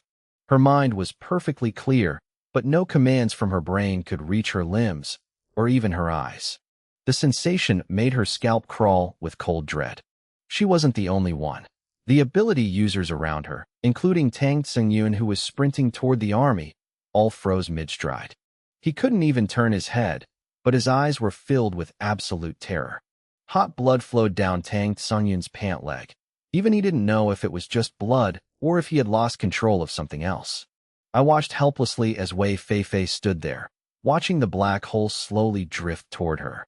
The black hole wasn't moving fast, which was why the task force had dared to take the risk earlier. But now, that slowness had turned into a form of torture. The black hole crept closer, inch by inch, while she remained completely paralyzed. Wei Feifei had experienced sleep paralysis before. Back then, she was awake but couldn't move. It was terrifying, but she always woke up and moved on. But this feeling was 1,000 times worse. Her heart was filled with despair. Something's wrong. Inside the building, Tao Zi, the mental type ability user, sensed the situation. She gritted her teeth and poured every ounce of her psychic energy into a strike. But compared to the massive psychic energy of the black hole, her power was like a tiny boat in a vast ocean. Feifei, I'm coming for you. Run. Tao Zi screamed, her face turning as white as a sheet in an instant. She collapsed to the floor, unable to even move a finger. That attack had nearly drained Tao Zi's life force, but it finally allowed Wei Feifei and the others to temporarily regain control of their bodies. This time, Wei Feifei ran like a madwoman. Feifei, help me. Tang Tsengyun grabbed her tightly. His thigh had been hit by a stray bullet earlier. It wasn't a big deal at first, but after his body had stiffened up, his tensed muscles were forced to stretch, causing blood to gush out like a fountain.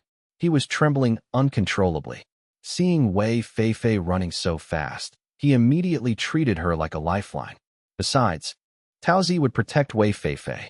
As long as he stuck with her, he wouldn't be left to die like before. Wei Feifei's expression shifted when Tang Tsengyun grabbed her arm. If she hadn't just regained her senses, he wouldn't have been able to catch her so easily. But in the blink of an eye, the black hole exerted its force again, and her body immediately stiffened once more. Wei Feifei glanced at Tang Tsengyun anxiously.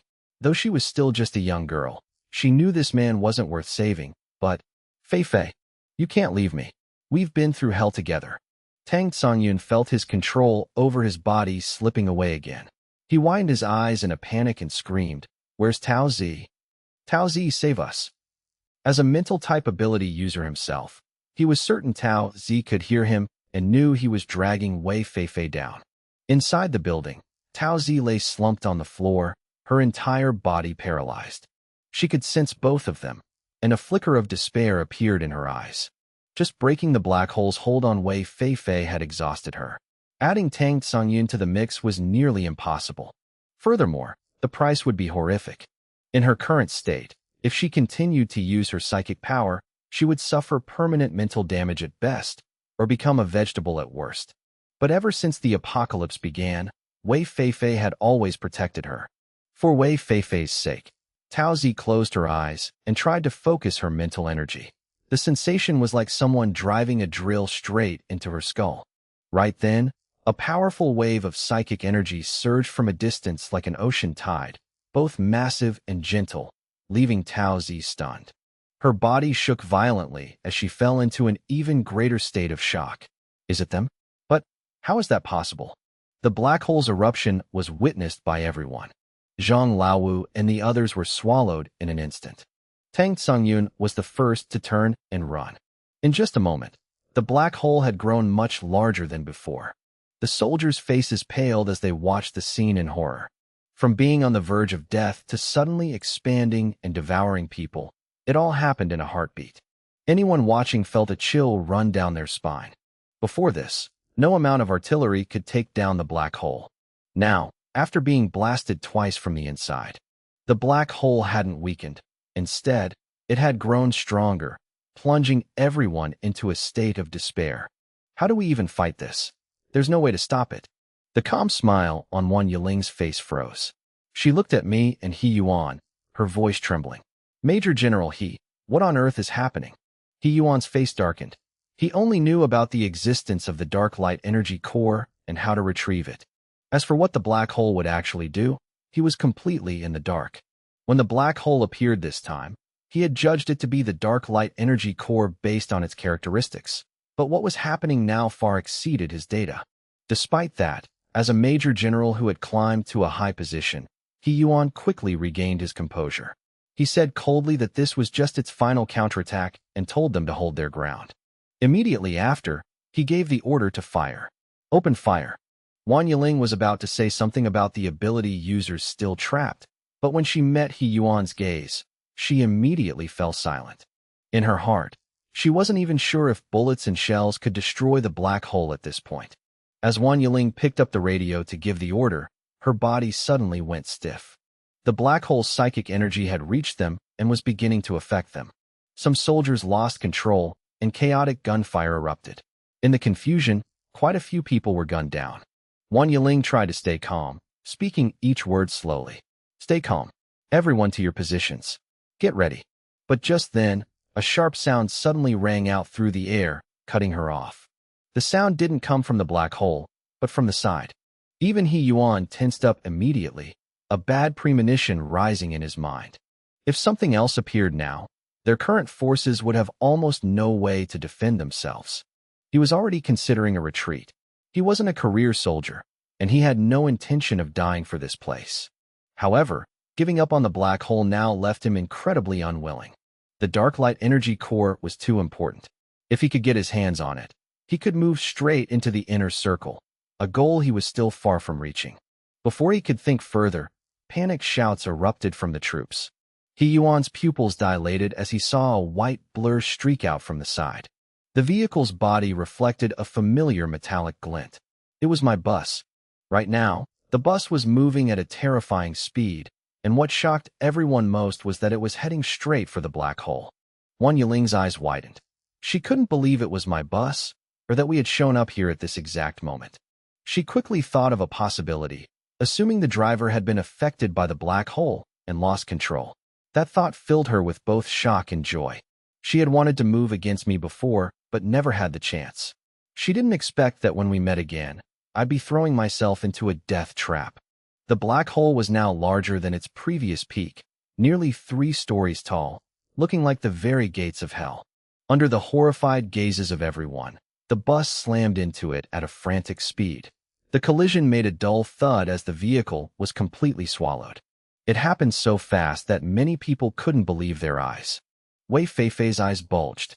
The bus had just brushed past her, the powerful gust of wind tossing her long hair. She whispered my name, her voice full of disbelief. Tang Tsungyun was stunned for a moment before he immediately started cursing, saying I was looking for death and that they should use this chance to run. But Wei Feifei stood still, her face pale, her eyes filled with a pain she couldn't hide. Tang Tsungyun harshly told her to run, saying that since the bus had driven straight into the black hole, there wouldn't even be bones left. Saving me was impossible. Wei Feifei trembled slightly, tears falling uncontrollably. She knew he was right. Anything swallowed by the black hole would vanish forever, even that bus. She whispered that I had saved her once again. Tang Tsungyun shouted a few more times, and seeing she still wouldn't move, his gaze turned cold. He limped away toward the army, leaving behind a cruel remark. If you want to die, then die. Even though he hadn't managed to claim Wei Feifei yet, and it was a shame to let her die like that, Tang Tsungyun valued his own life above all else. Inside the command vehicle, Wan Yiling couldn't help but smirk maliciously, saying coldly that I deserved to die, though it was a pity about the bus. He Yuan nodded in agreement, also feeling it was a waste, but he didn't really care. It was just a vehicle. Compared to capturing the black hole, it was nothing. Immediately after swallowing my bus, the black hole suddenly paused for a moment. In He Yuan's eyes, that was the opportunity. He immediately ordered concentrated fire. even calmly stating that they should thank my group for their sacrifice. Otherwise, this moment wouldn't have come. He even planned to credit the Shi-Ing group's brave sacrifice in his report. Wang Yiling grabbed the radio and shouted for concentrated fire, but at that exact moment, the black hole shook violently, and a horrific explosion erupted from within. In an instant, a terrifying blast of air tore through the black hole from the inside out. A large hole appeared in the black hole before everyone's eyes. The entire massive energy mass shook violently, as if it were about to disintegrate. Everyone was stunned. Even He Yuan and Wang Yiling couldn't hide their shock. Could it be that the bus wasn't destroyed? Could we still be alive? That thought completely overturned everything they knew. Only by Jiang Yin's eyes flickered as he said in a low voice that while everything else that entered the black hole died, that bus might actually still be there. Right after the air cannon blast, I immediately pressed the next button. Intense flames erupted inside the black hole through the hole that had just been blasted open. Everyone outside could clearly see the fire burning fiercely within that pitch-black energy mass. They could even vaguely see the silhouette of my bus amidst the sea of flames. Bai Jiangyin took a deep breath. Wei Feifei's shock turned into a radiant smile of joy, while Wang Yiling was completely dazed. In her mind, my team and the bus should have been turned to ash long ago. Yet now, it seemed the black hole was the one being suppressed. Only I knew that this wasn't just some ordinary modified bus. It was a base vehicle. Plus, I had the star seed. The moment I ordered the charge into the black hole, the air cannon had already begun charging its energy. I had already deduced that the black hole wasn't a living creature, but a cluster of dark light energy that could assimilate all other matter into itself. The moment the bus entered, the starseed immediately issued a warning that the hull was taking damage.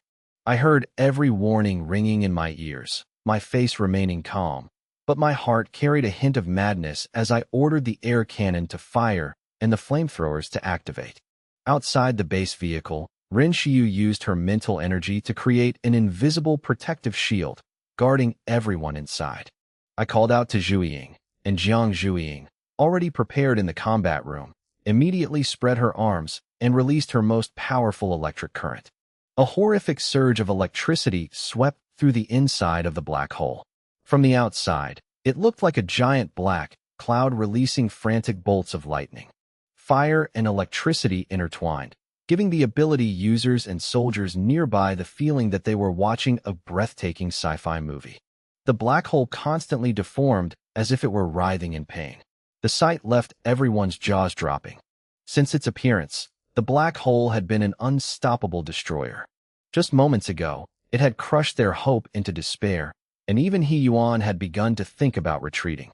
But now, my bus had charged in like a bolt of lightning, and fire and electricity were erupting from within the void.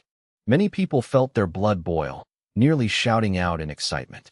For the past few days, this thing had been a heavy weight on the spirit of the entire Jiangning safe zone. Yet I and the Shi-Ing group, using only a single vehicle, had done what they couldn't. He Yuan could no longer maintain his composure, his eyes shaking as he watched the bus flickering inside the black hole. The fire and lightning were so bright that they could be seen even from the Jiangning safe zone. On the safe zone's walls, Commander Huang, Commissioner La, General Zhang, and the highest-ranking officials were all using binoculars to watch the battle from afar. Commissioner La didn't even need binoculars. His hawk-like gaze remained locked on the distant black hole. From the walls, they witnessed the black hole being repeatedly torn apart and then erupting violently. Seeing that, Commander Huang narrowed his eyes and lowered his binoculars. General Zhang let out a soft sigh, and Commissioner La even closed his eyes and shook his head. The Special Ability Task Force's failure to stop the black hole was a heavy blow to the Jiangning safe zone. Based on past experience, the black hole possessed intelligence. Once the first wave of attacks failed, it would prepare more thoroughly. For the next time, it would stay away from the safe zone and avoid being exposed to heavy fire, even mobilizing more mutant beasts to constantly wear down Jiangning's forces. Get ready. We must stop the black hole before it enters the Jiangning safe zone. General Zhang spoke in a low voice, but before he could finish, he suddenly froze. His aged face showed clear shock, and then he became so agitated his hands shook. Look at the black hole.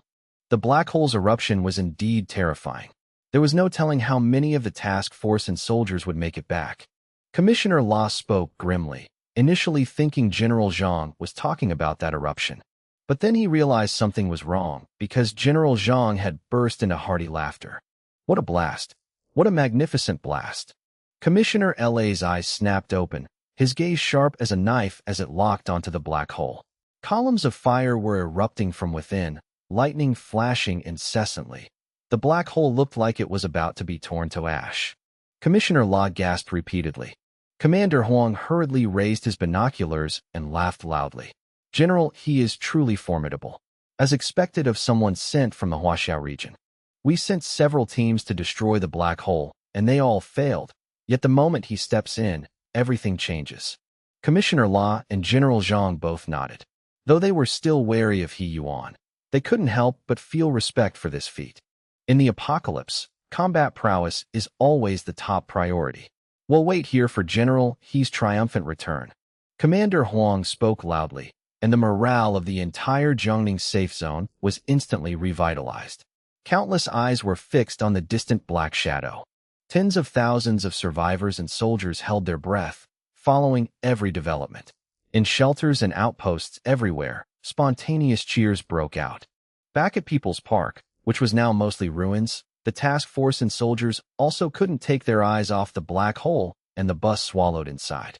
Inside the black hole, lightning roared, but my bus remained as steady as a mountain. Charging into the black hole was a life-or-death gamble, but with a series of coordinated attacks. The base vehicle's resilient defense and the team's power, that gamble had turned into an even match. This was the decisive moment. I knew very well that even though the black hole looked shaky, it could still reform after being torn apart. These injuries weren't fatal yet. He Yuan understood that too. He quickly regained his calm after the initial shock, shaking his head and saying that while the bus was indeed powerful, I didn't fully understand how terrifying the black hole was. The bus could only weaken it, not destroy it completely. And this fit his plan perfectly. I didn't expect you to help me complete this step. I won't forget the sacrifice of the Shi-Ing group and your team. He Yuan whispered, then grabbed the radio and shouted that the Shi-Ing group had created an opportunity. He commanded them not to let that sacrifice be in vain and to open fire immediately. Some soldiers hesitated because they had seen with their own eyes how the bus changed the tide when they were in despair. Now that I and the Shi-Ing group were still fighting inside the black hole, firing now was no different from killing us themselves. Fire! He Yuan roared. Although the soldiers didn't fall directly under his command, no one dared to disobey a general's order. Immediately after, He Yuan stood up and grabbed the machine gun on the combat vehicle, aiming straight at the black hole. Gunfire erupted in a rhythmic roar as a rain of bullets poured in. Inside the bus, warnings blared continuously. Hull taking damage. Zero looked out the window and told me they had opened fire. My expression didn't change. I was deathly silent as I called out to the star seed in my mind. The warnings intensified, and the surface of the bus glowed. A projection appeared before my eyes. The bus seemed to transform into a giant mouth, and the surrounding dark light energy became a vortex, frantically being sucked inside. 50%, 60%, 70%.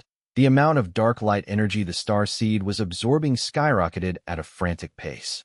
Absorbing such a massive amount of energy seemed to exceed the bus's tolerance limits. The hull made constant cracking sounds, but I knew those weren't cries of pain. It was the base vehicle's excitement. Almost simultaneously, angry growls echoed from deep within the black hole. This black hole might not be a living creature, but it wasn't just a mindless mass of energy either. I knew it was likely similar to the star seed, not belonging to any known biological concept, but definitely not an inanimate object.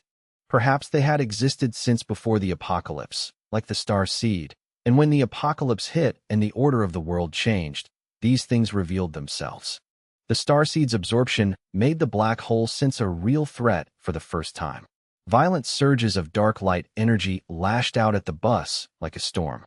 The black hole had already craved the star seed, and now it launched a counterattack.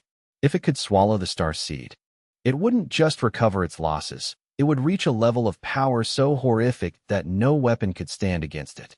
But since I dared to charge in here, I had already accounted for this. Shiyu, coordinate with me, I said, while gripping my sniper rifle tightly.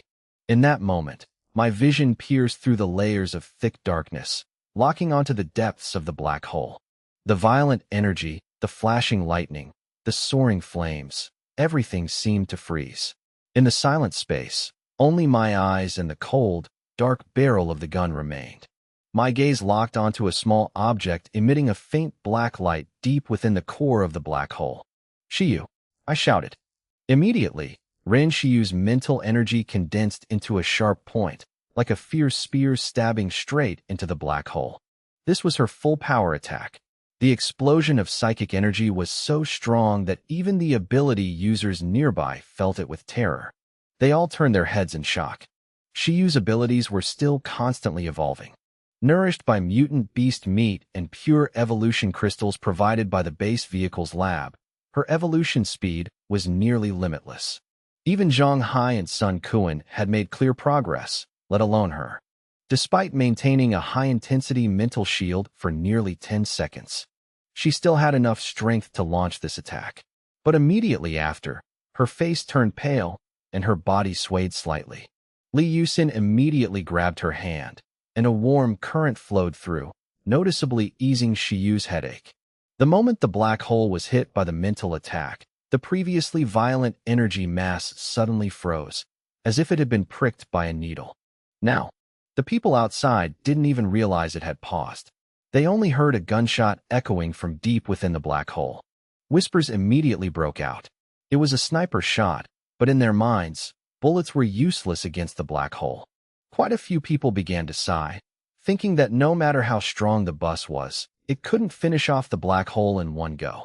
The Shuriing group had exhausted every method and was now down to guns, which were like tickling the black hole. Right then, the black hole shook violently as if a giant vortex had risen inside. Billowing black shadows surged toward the bus. Zhang Hai's eyes widened as he cursed, feeling the vehicle shake violently while the windshield was dyed pitch black. In total contrast, I was trembling with excitement because I knew those black shadows were dark light energy, and right now, they were being frantically absorbed by the star seed and the base vehicle. The black hole was an energy entity, but inside it existed a core like the heart of a living creature.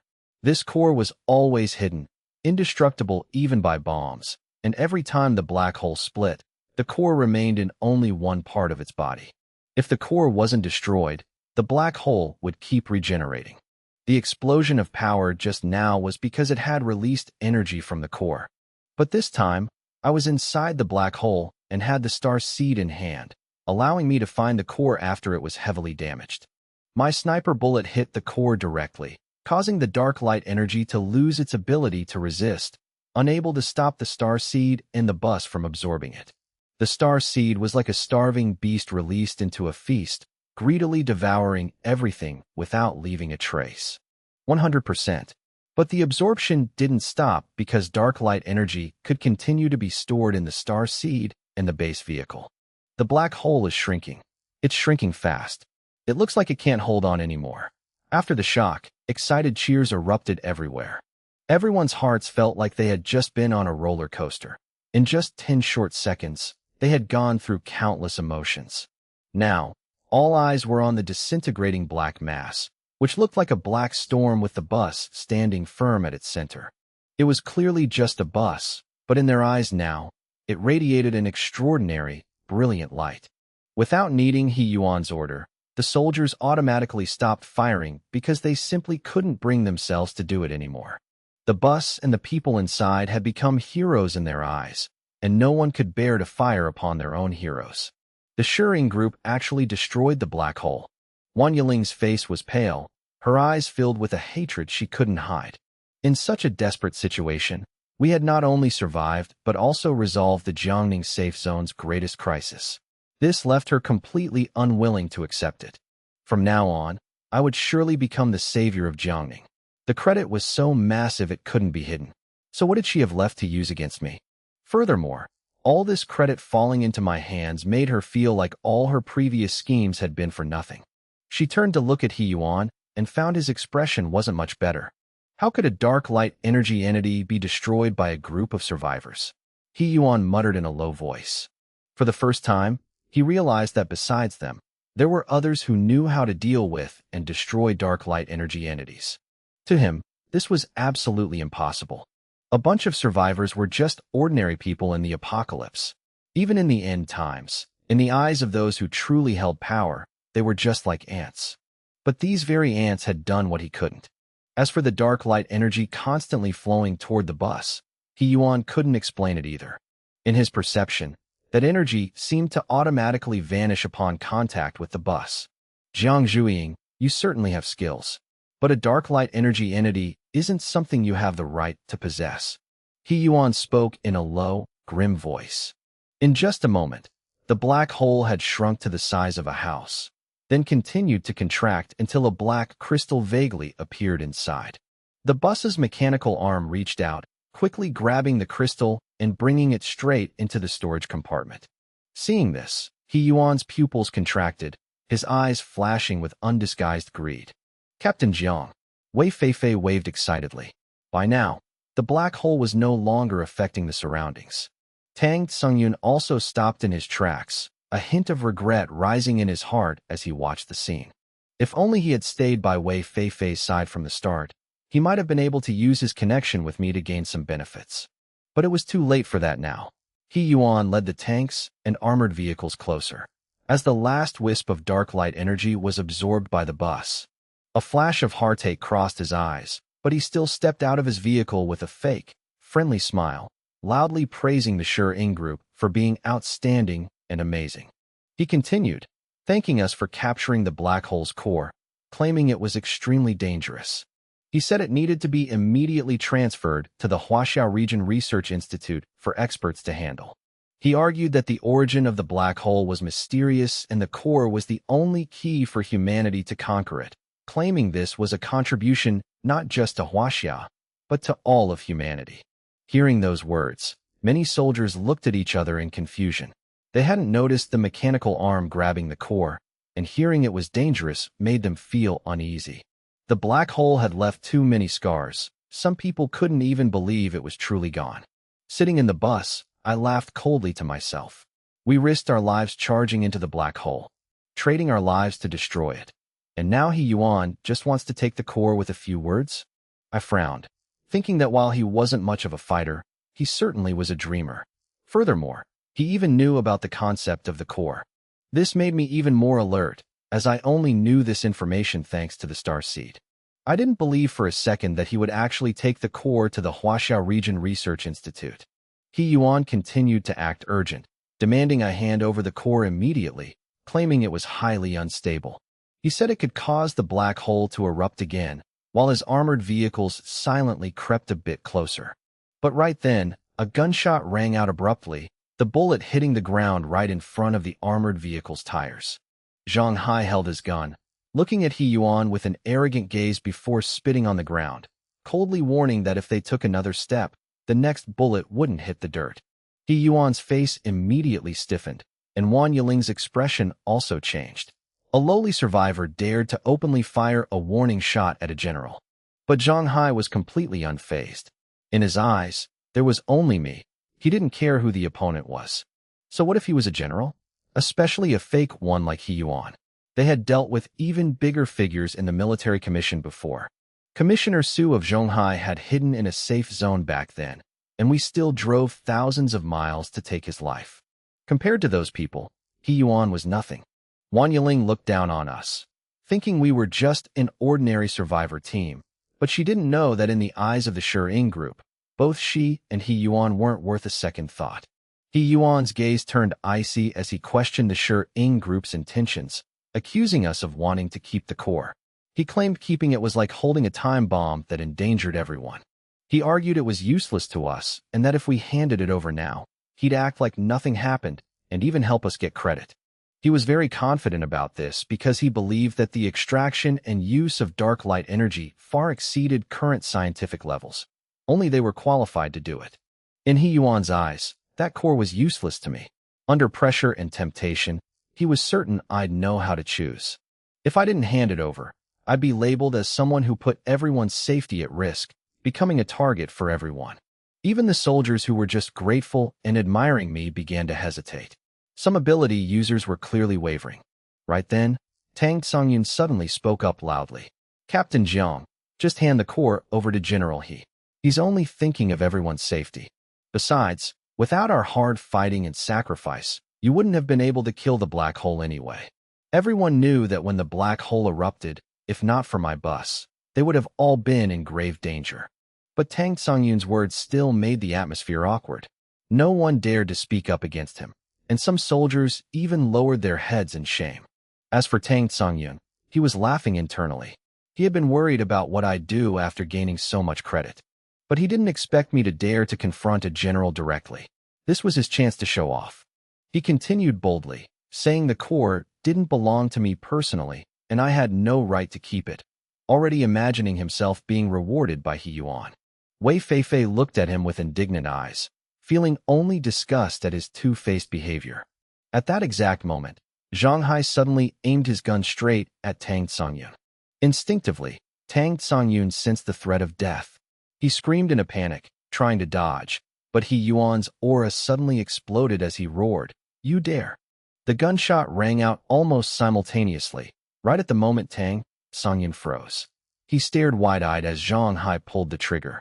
The bullet tore through his chest, crushing his heart and sending his body flying back like a bloody sack before slamming into the ground. Tang Songyun twitched a few times and died.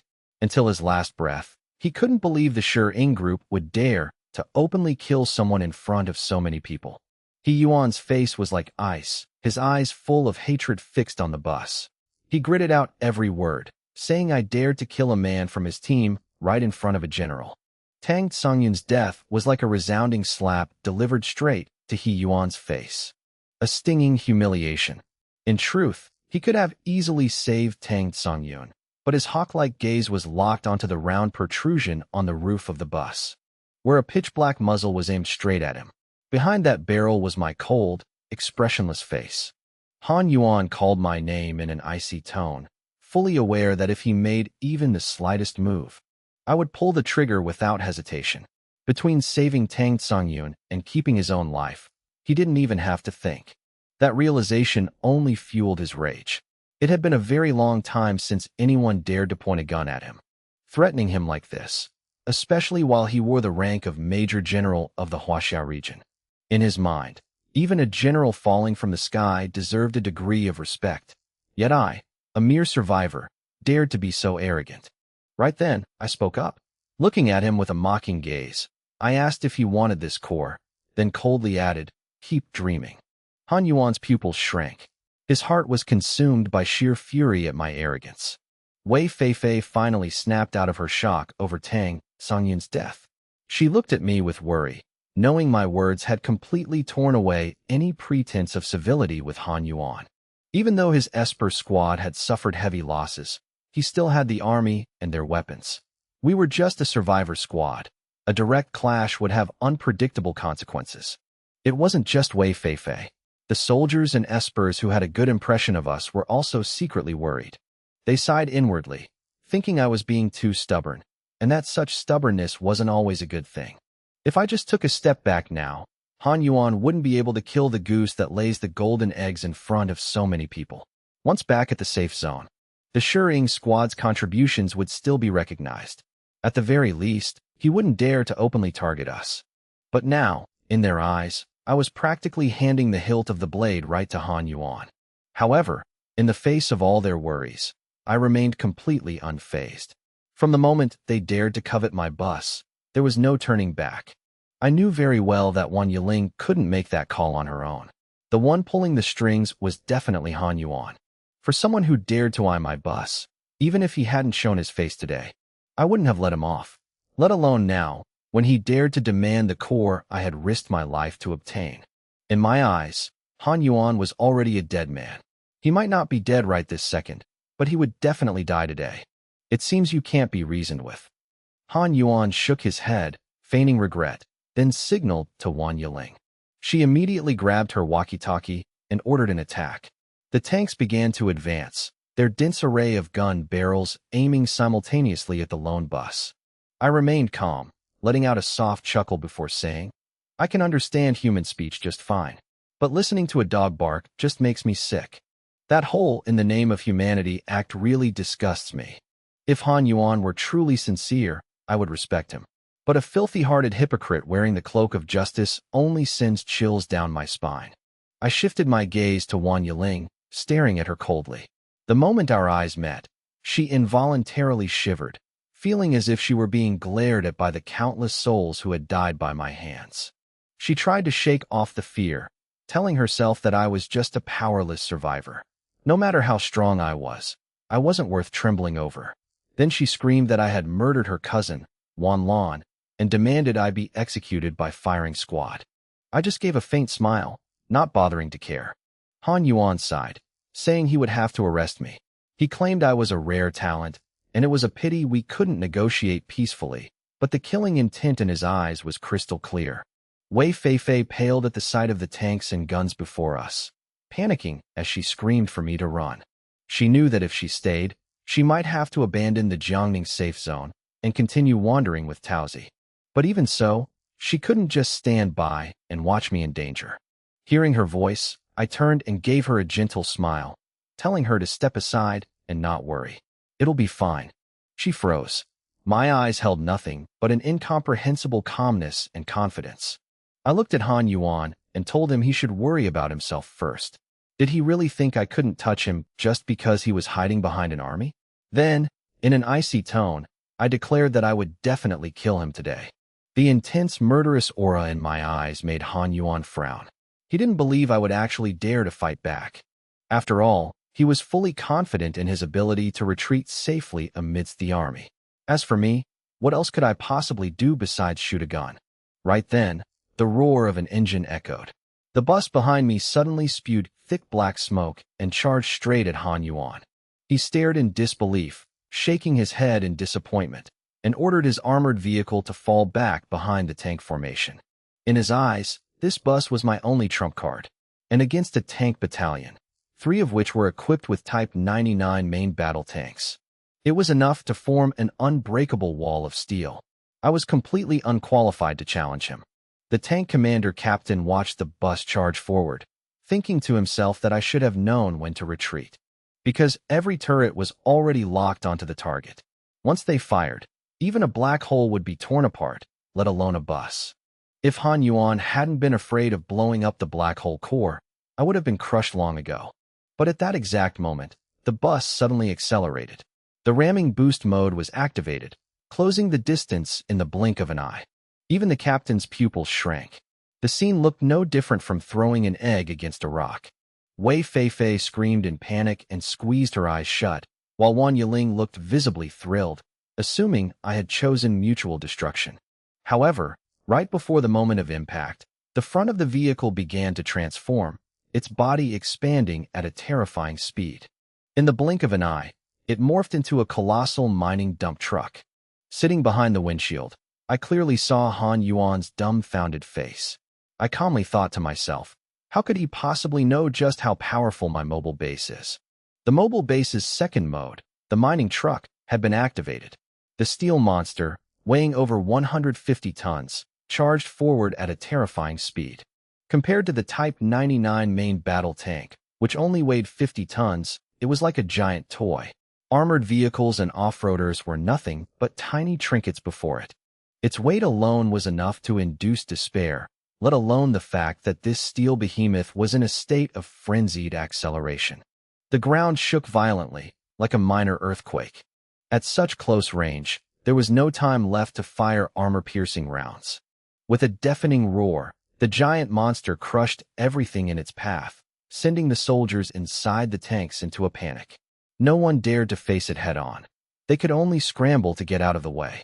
Han Yuan's face revealed sheer terror.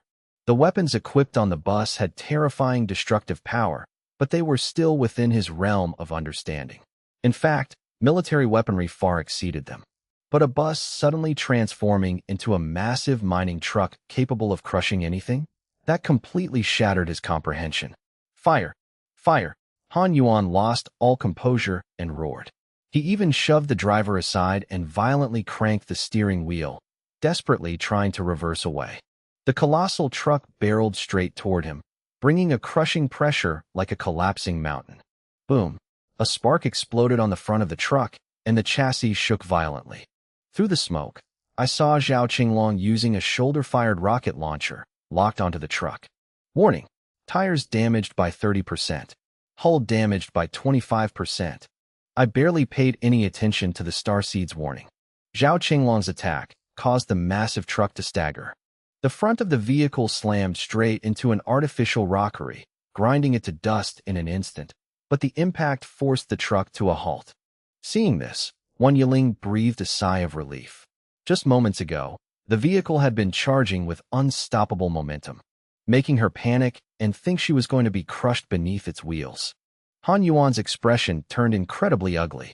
To stop this vehicle, he had been forced to use artillery. Unless he killed me first, there was no way he could even think about getting the black hole core right now. Bang, bang, bang. The moment the truck stopped, a dense barrage of firepower rained down on it. Warning: hull damaged by 30%. 35%. Warning: windshield damaged by 20%. Once immobilized, the vehicle instantly became a sitting duck. Wei Feifei's face went pale. She watched the truck endure the hail of bullets, consumed by anxiety. This is the end. Han Yuan's eyes turned icy. No matter how sturdy the vehicle was, it couldn't withstand this kind of assault. Boom. A massive explosion erupted from one of the giant tires. Warning: tire number 2 severely damaged. Unable to continue use. A tire had blown out. Even though the chassis and hull had been upgraded and reinforced, it still couldn't be avoided. They're at a dead end. Wan Yiling looked at the motionless vehicle, her eyes filled with glee. Through the spiderweb-cracked windshield, Han Yuan saw me inside and raised his hand, signaling a ceasefire. But whether it was the tank turrets or Zhao Qinglong's rocket launcher, everything remained aimed squarely at the vehicle. Jiang Lushi, it's not too late to surrender. Hand over the black hole core, and you'll keep your life. Otherwise, I'll execute you right here. Han Yuan had regained his composure. It seemed everything was back under his control, including my fate. The tank commander captain sighed inwardly, while Wei Feifei trembled slightly. The massive truck was now riddled with hundreds of bullet holes. She looked at it, panic welling up inside her. If it were her, it seemed there would be no other choice but to surrender. I remained seated in the vehicle, motionless, looking completely helpless. But right then, she saw the smile on my lips. My voice echoed from inside the vehicle, not loud but perfectly clear. That's what I should be saying to you. But even if you get on your knees and beg me now, it's too late. The tank commander captain shook his head with a bitter smile. Han Yuan maintained his calm demeanor. Zhao Qinglong sneered. You're at death's door and still talking tough. It just makes you look like a pathetic bug. Wei Feifei felt an agonizing pang of despair. My refusal to surrender meant I would face a concentrated attack with no way out. She slowly raised her gun. In her eyes, the pain gradually shifted into unwavering resolve. Even knowing her strength was insignificant, standing by my side was the only thing she could do. After all, I had saved her life twice. She couldn't abandon me now, even if it meant facing dozens of tanks and cold gun barrels. In that situation, only Han Yuan and I remained completely calm. You think you've seen my limits, but that's only because your vision is too narrow. You think I'm not qualified to go against you? In my eyes, you're not even worthy of standing on the same level as me, let alone forcing me to surrender or hand over the black hole core. Before my eyes, the Starseed's control panel appeared clearly.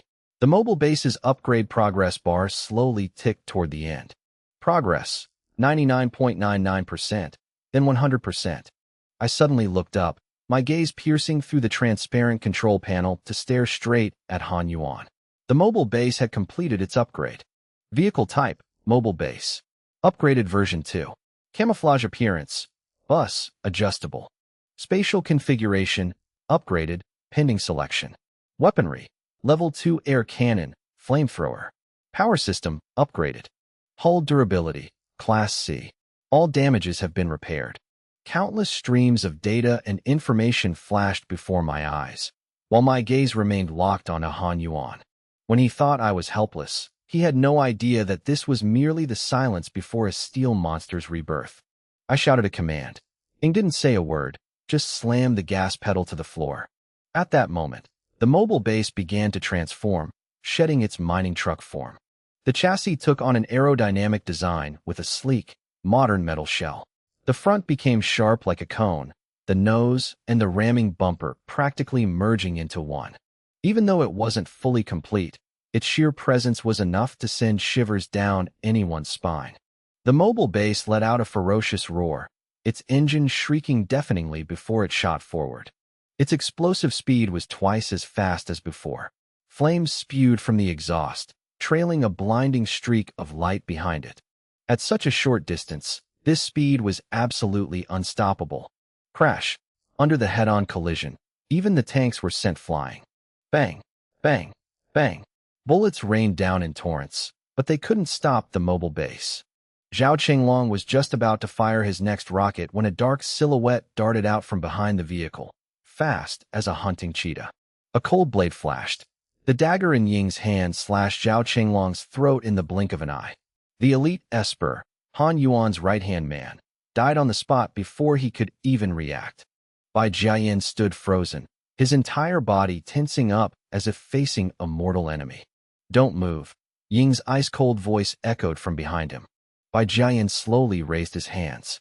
Only then did he realize he hadn't even noticed when Ying left the vehicle. The strength of the Shi-Ing squad didn't just lie in the mobile base. The mobile base was the core, but every single member of the squad was a true killer. A powerful wave of mental energy swept across the battlefield, causing all the soldiers in the tanks to panic simultaneously for a split second. Less than a tenth of a second after they regained their senses, the mobile base slammed straight into Han Yuan's armored vehicle. The bulletproof steel was torn apart like thin paper. The entire vehicle was launched into the air, rolling several times before crashing heavily into the ground.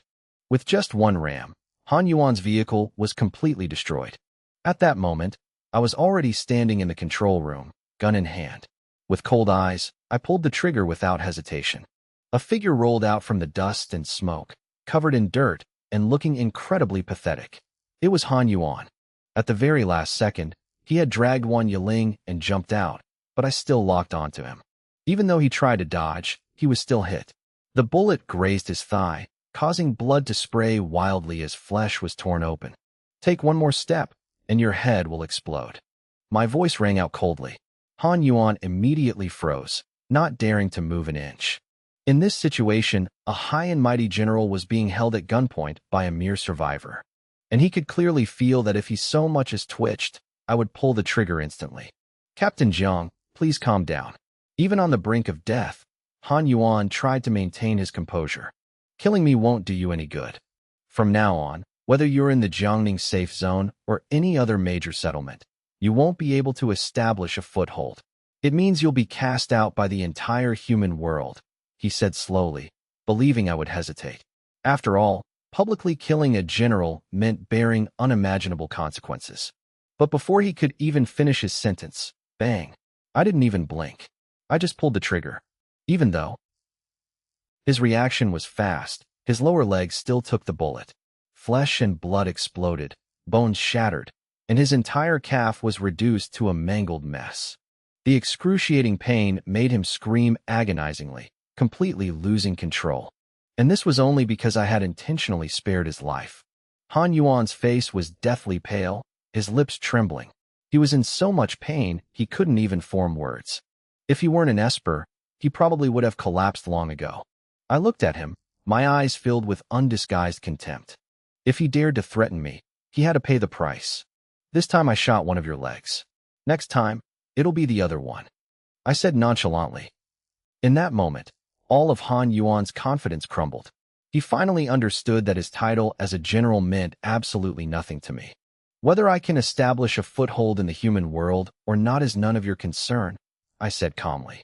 With the mobile base in my hands, I could easily create my own safe zone. "But what about you?" I looked straight at Han Yuan, my voice flat. "Your goal from the very beginning has always been the black hole, hasn't it? You formed the Esper assault team, gathered people, gathered weapons, all just to seize that core. You claimed it was for the Jiangning safe zone, for the hundreds of thousands of people, but in reality, it was purely for your own benefit. Let me guess, how many people have died just so you could achieve this goal? You knew the truth about the black hole a long time ago, yet you deliberately kept it hidden. Otherwise, the Jiangning safe zone could have prepared countermeasures early on.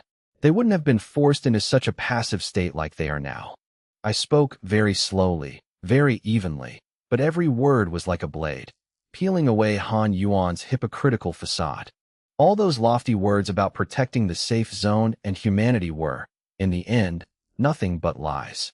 Han Yuan sneered, about to retort, but right then, my voice dropped, turning completely icy. Secretary Wan, or do you want me to invite you out? From behind the mangled, armored vehicle, a woman covered in mud and dirt, her hair a tangled mess, stumbled out.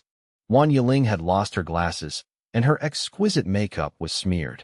Her face revealed an unconcealable terror. When the mobile base rammed into them, she truly thought she was going to die. Even now, her legs were still trembling. She thought hiding in the back would let her escape everyone's notice. But how could she possibly evade Rin Shiyu's sensory ability? Weren't you just demanding I be executed by firing squad? I sneered, my voice dripping with sarcasm. So why are you hiding here now? Wan Yiling trembled violently. Just by watching how I acted, she knew I wasn't the merciful type. Captain Jiang. She tried to force a weak smile. Her military uniform was torn, and her stockings were ripped, revealing dazzlingly pale skin. I was just confused for a moment. I can make it up to you, Captain Jiang. She subtly pulled her collar down a bit lower, exposing more of her fair, alluring skin. On the outside, she always acted conservative and arrogant, but she knew very well that some men loved the feeling of conquering a proud woman who was now bowing before them. For many, that was even more stimulating than mere physical lust. Occasionally, Wan Yiling would use this trick to get what she wanted. I looked her up and down, making no effort to hide my appraising gaze, making her feel as uncomfortable as if she had been stripped naked. Wan Yiling tried to maintain her smile, straightening her back to make her cleavage even more prominent. She thought to herself that no matter how ruthless I was, at the end of the day, I was still just a man. Right then, I shook my head, my voice full of disdain. No thanks. You're too ugly. Wan Yiling's expression instantly froze. She had always been confident in her looks and figure, yet she was just called ugly right to her face. Those words were crueler than a slap. Captain Jiang. A vicious glint flashed in her eyes. She looked up and said coldly, I heard there's a girl named Li Yusin on your vehicle. Her relatives are still working in the research institute at the Jiangning safe zone. If you think they're safe, you're far too naive.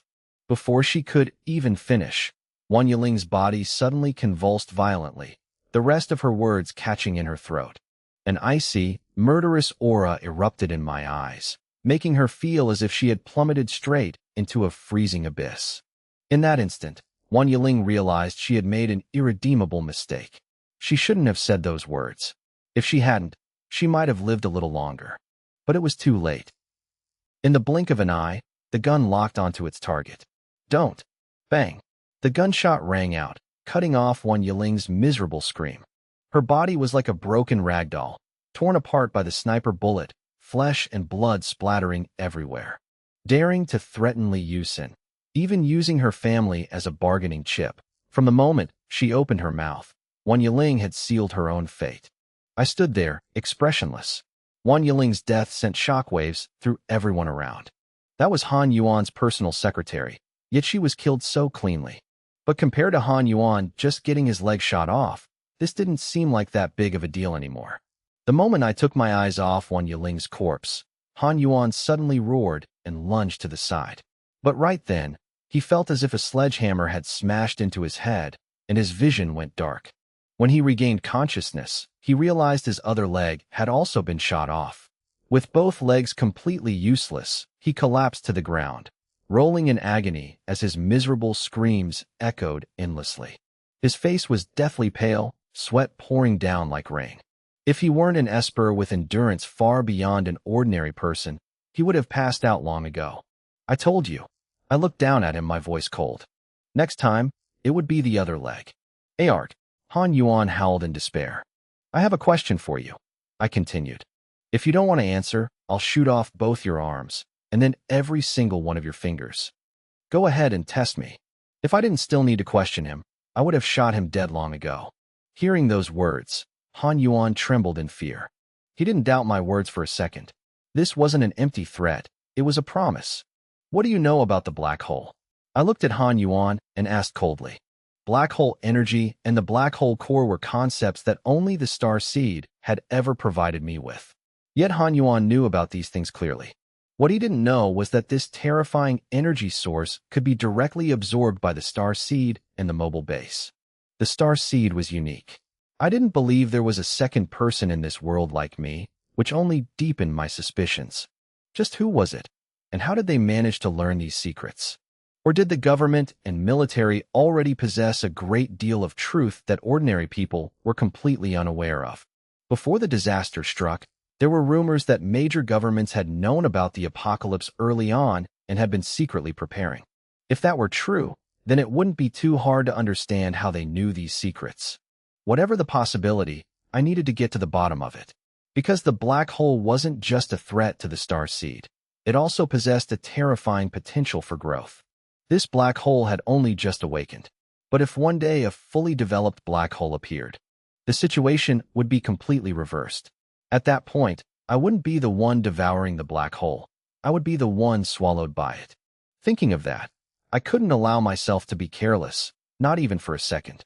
My question was transmitted directly into Han Yuan's mind through Rin Shiyu's mental ability. Han Yuan shuddered, glaring at me in utter disbelief. Nearby, a soldier asked in a low voice, "Company commander, what do we do?" The tank company commander pondered for a moment, then signaled for everyone to hold their positions for now. "Just wait. Can't you see General Han is being held hostage? If we make a move, wouldn't that put General Han in even more danger?" The soldier's lips parted, wanting to say something, but he ultimately swallowed his words. Was doing nothing really beneficial to Han Yuan? The general had already gotten both his legs shot off. The situation was clearly not looking good. Furthermore, they weren't even Han Yuan's direct subordinates. Meanwhile, I had just saved countless lives by destroying the black hole. When Han Yuan could still give orders, they were forced to obey. But now, he had lost all ability to command. Not to mention, the words I had just spoken had reached quite a few ears. A thoughtful glint flashed in the tank company commander's eyes. When he looked at Han Yuan, there was clear suspicion in his gaze.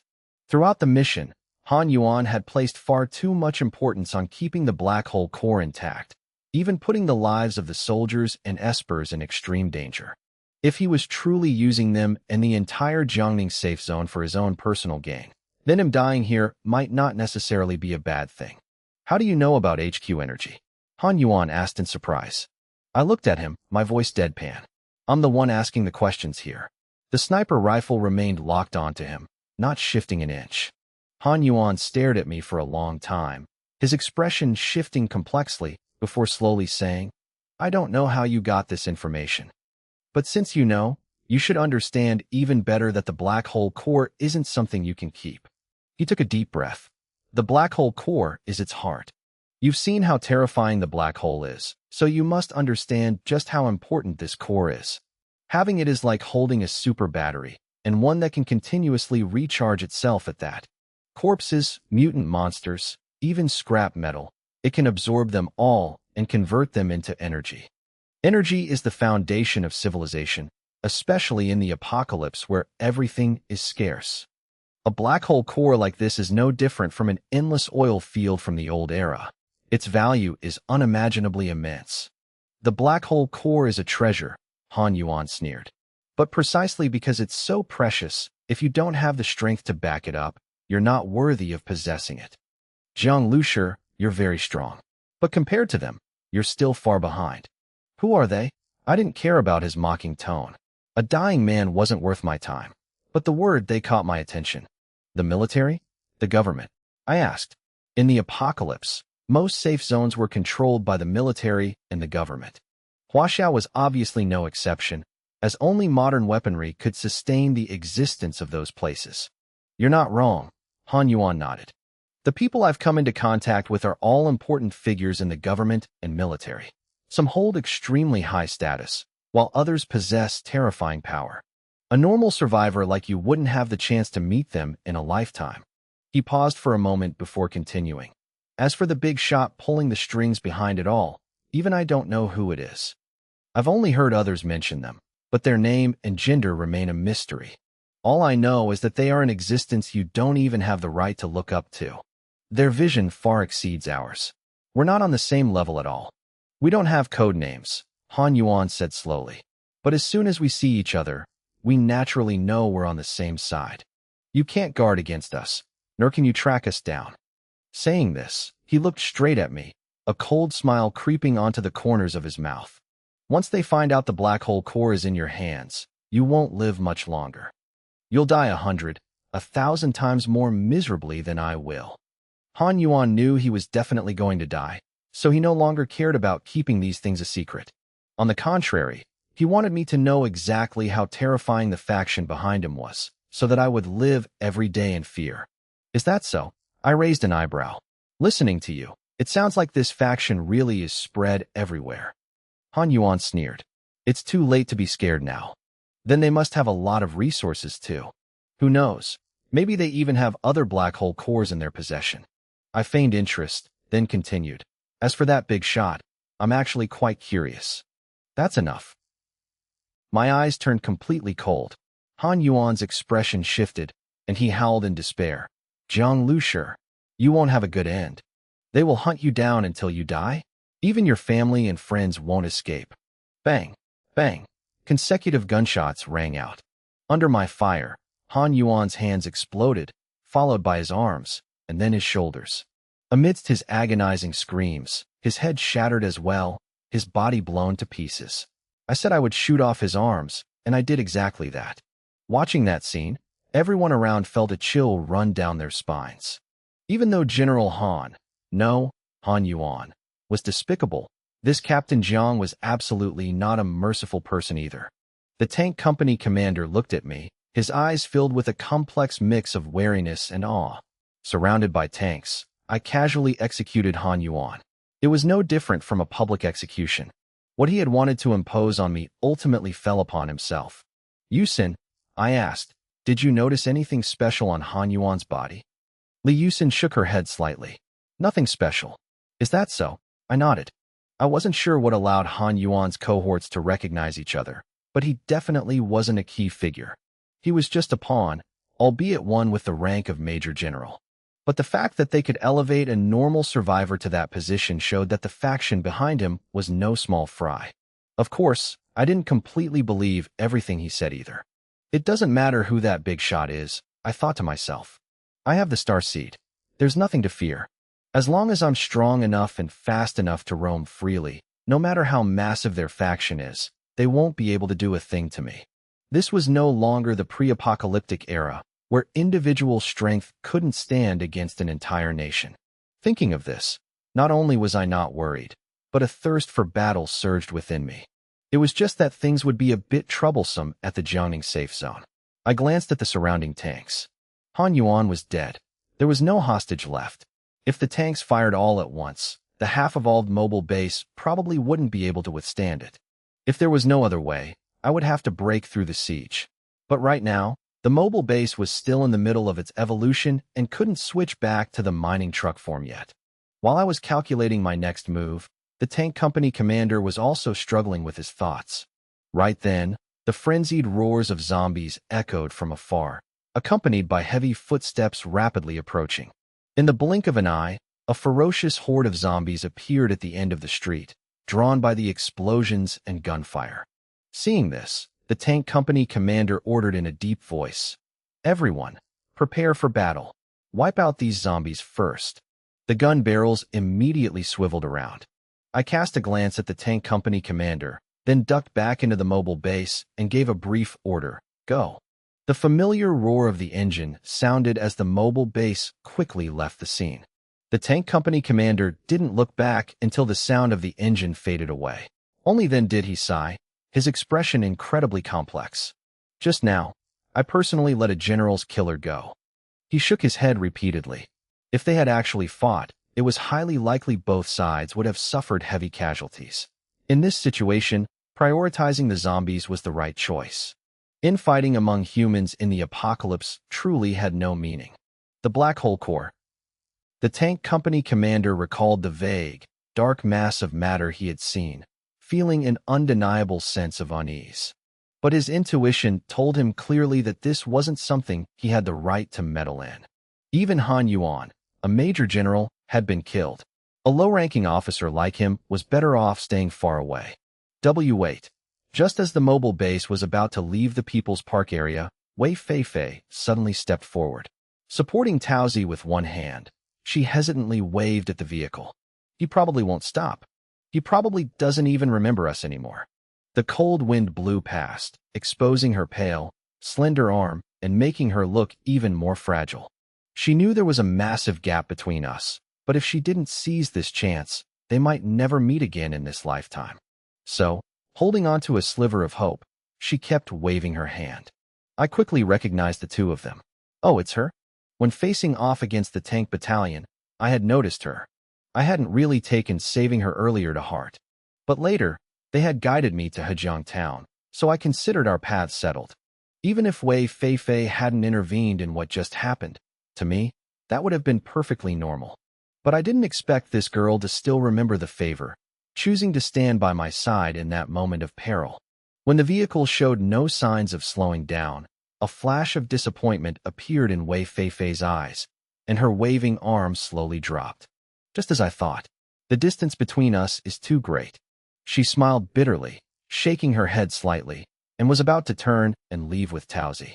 At that exact moment, the vehicle suddenly stopped right next to them, transitioning from a fierce sprint to a dead stop with eerie stability. The door opened, and I looked out from inside. Wei Feifei froze, momentarily at a loss for words, completely shocked that the vehicle had actually stopped. Are you planning to head back to the safe zone? I asked. I wasn't sure what she and her friend had been through, but it was obvious that it was just the two of them left now. A hint of being lost appeared in Wei Feifei's large eyes. The safe zone. If I have to take care of Taozi, going back there might be better, but I don't know if they can cure her. She lowered her head and sighed. I looked over at Taozi. She had a plump figure, but her face was as pale as paper. Her eyes were vacant, completely unresponsive to what was happening around her. Her mental energy is completely depleted. Ren Shiyu's cold voice echoed from inside the vehicle. She stepped forward, her gray eyes gleaming like stars as she observed Taozi and sensed the flow of her mental energy. She pushed way past her limits. Forcing herself to use mental energy in that state must have caused excruciating pain. Her brain is damaged now. Ren Shiyu frowned and let out a soft sigh. Hearing this, Wei Feifei couldn't hold back her tears. It was all to save me. Otherwise, at this point, her gaze suddenly turned resolute. If the safe zone can't cure her, I'll take her to the Daxiao region for treatment. Despite saying that, her heart was filled with despair because she didn't know if Taozi could even survive until then. And even if they made it to Daxiao, whether it would do any good was still a complete unknown. Taozi once overheard some people from the Daxiao region talking privately. They mentioned a famous doctor named Ning. He specializes in treating injuries for espers and is known as a national miracle doctor. Wei Feifei said softly, then shook her head in worry. It sounds promising, but I don't know if we'll even have the means to meet him. She found that out just by eavesdropping? I asked. Taozi's ability leans toward perception, Wei Feifei explained. She can use her mental energy to sense others and occasionally pick up snippets of conversation. If she expands her mental field, the words of people around her are transmitted to her ears, even if they're very fragmented. I was surprised, glancing at Taozi, a girl who hadn't left much of an impression on me before.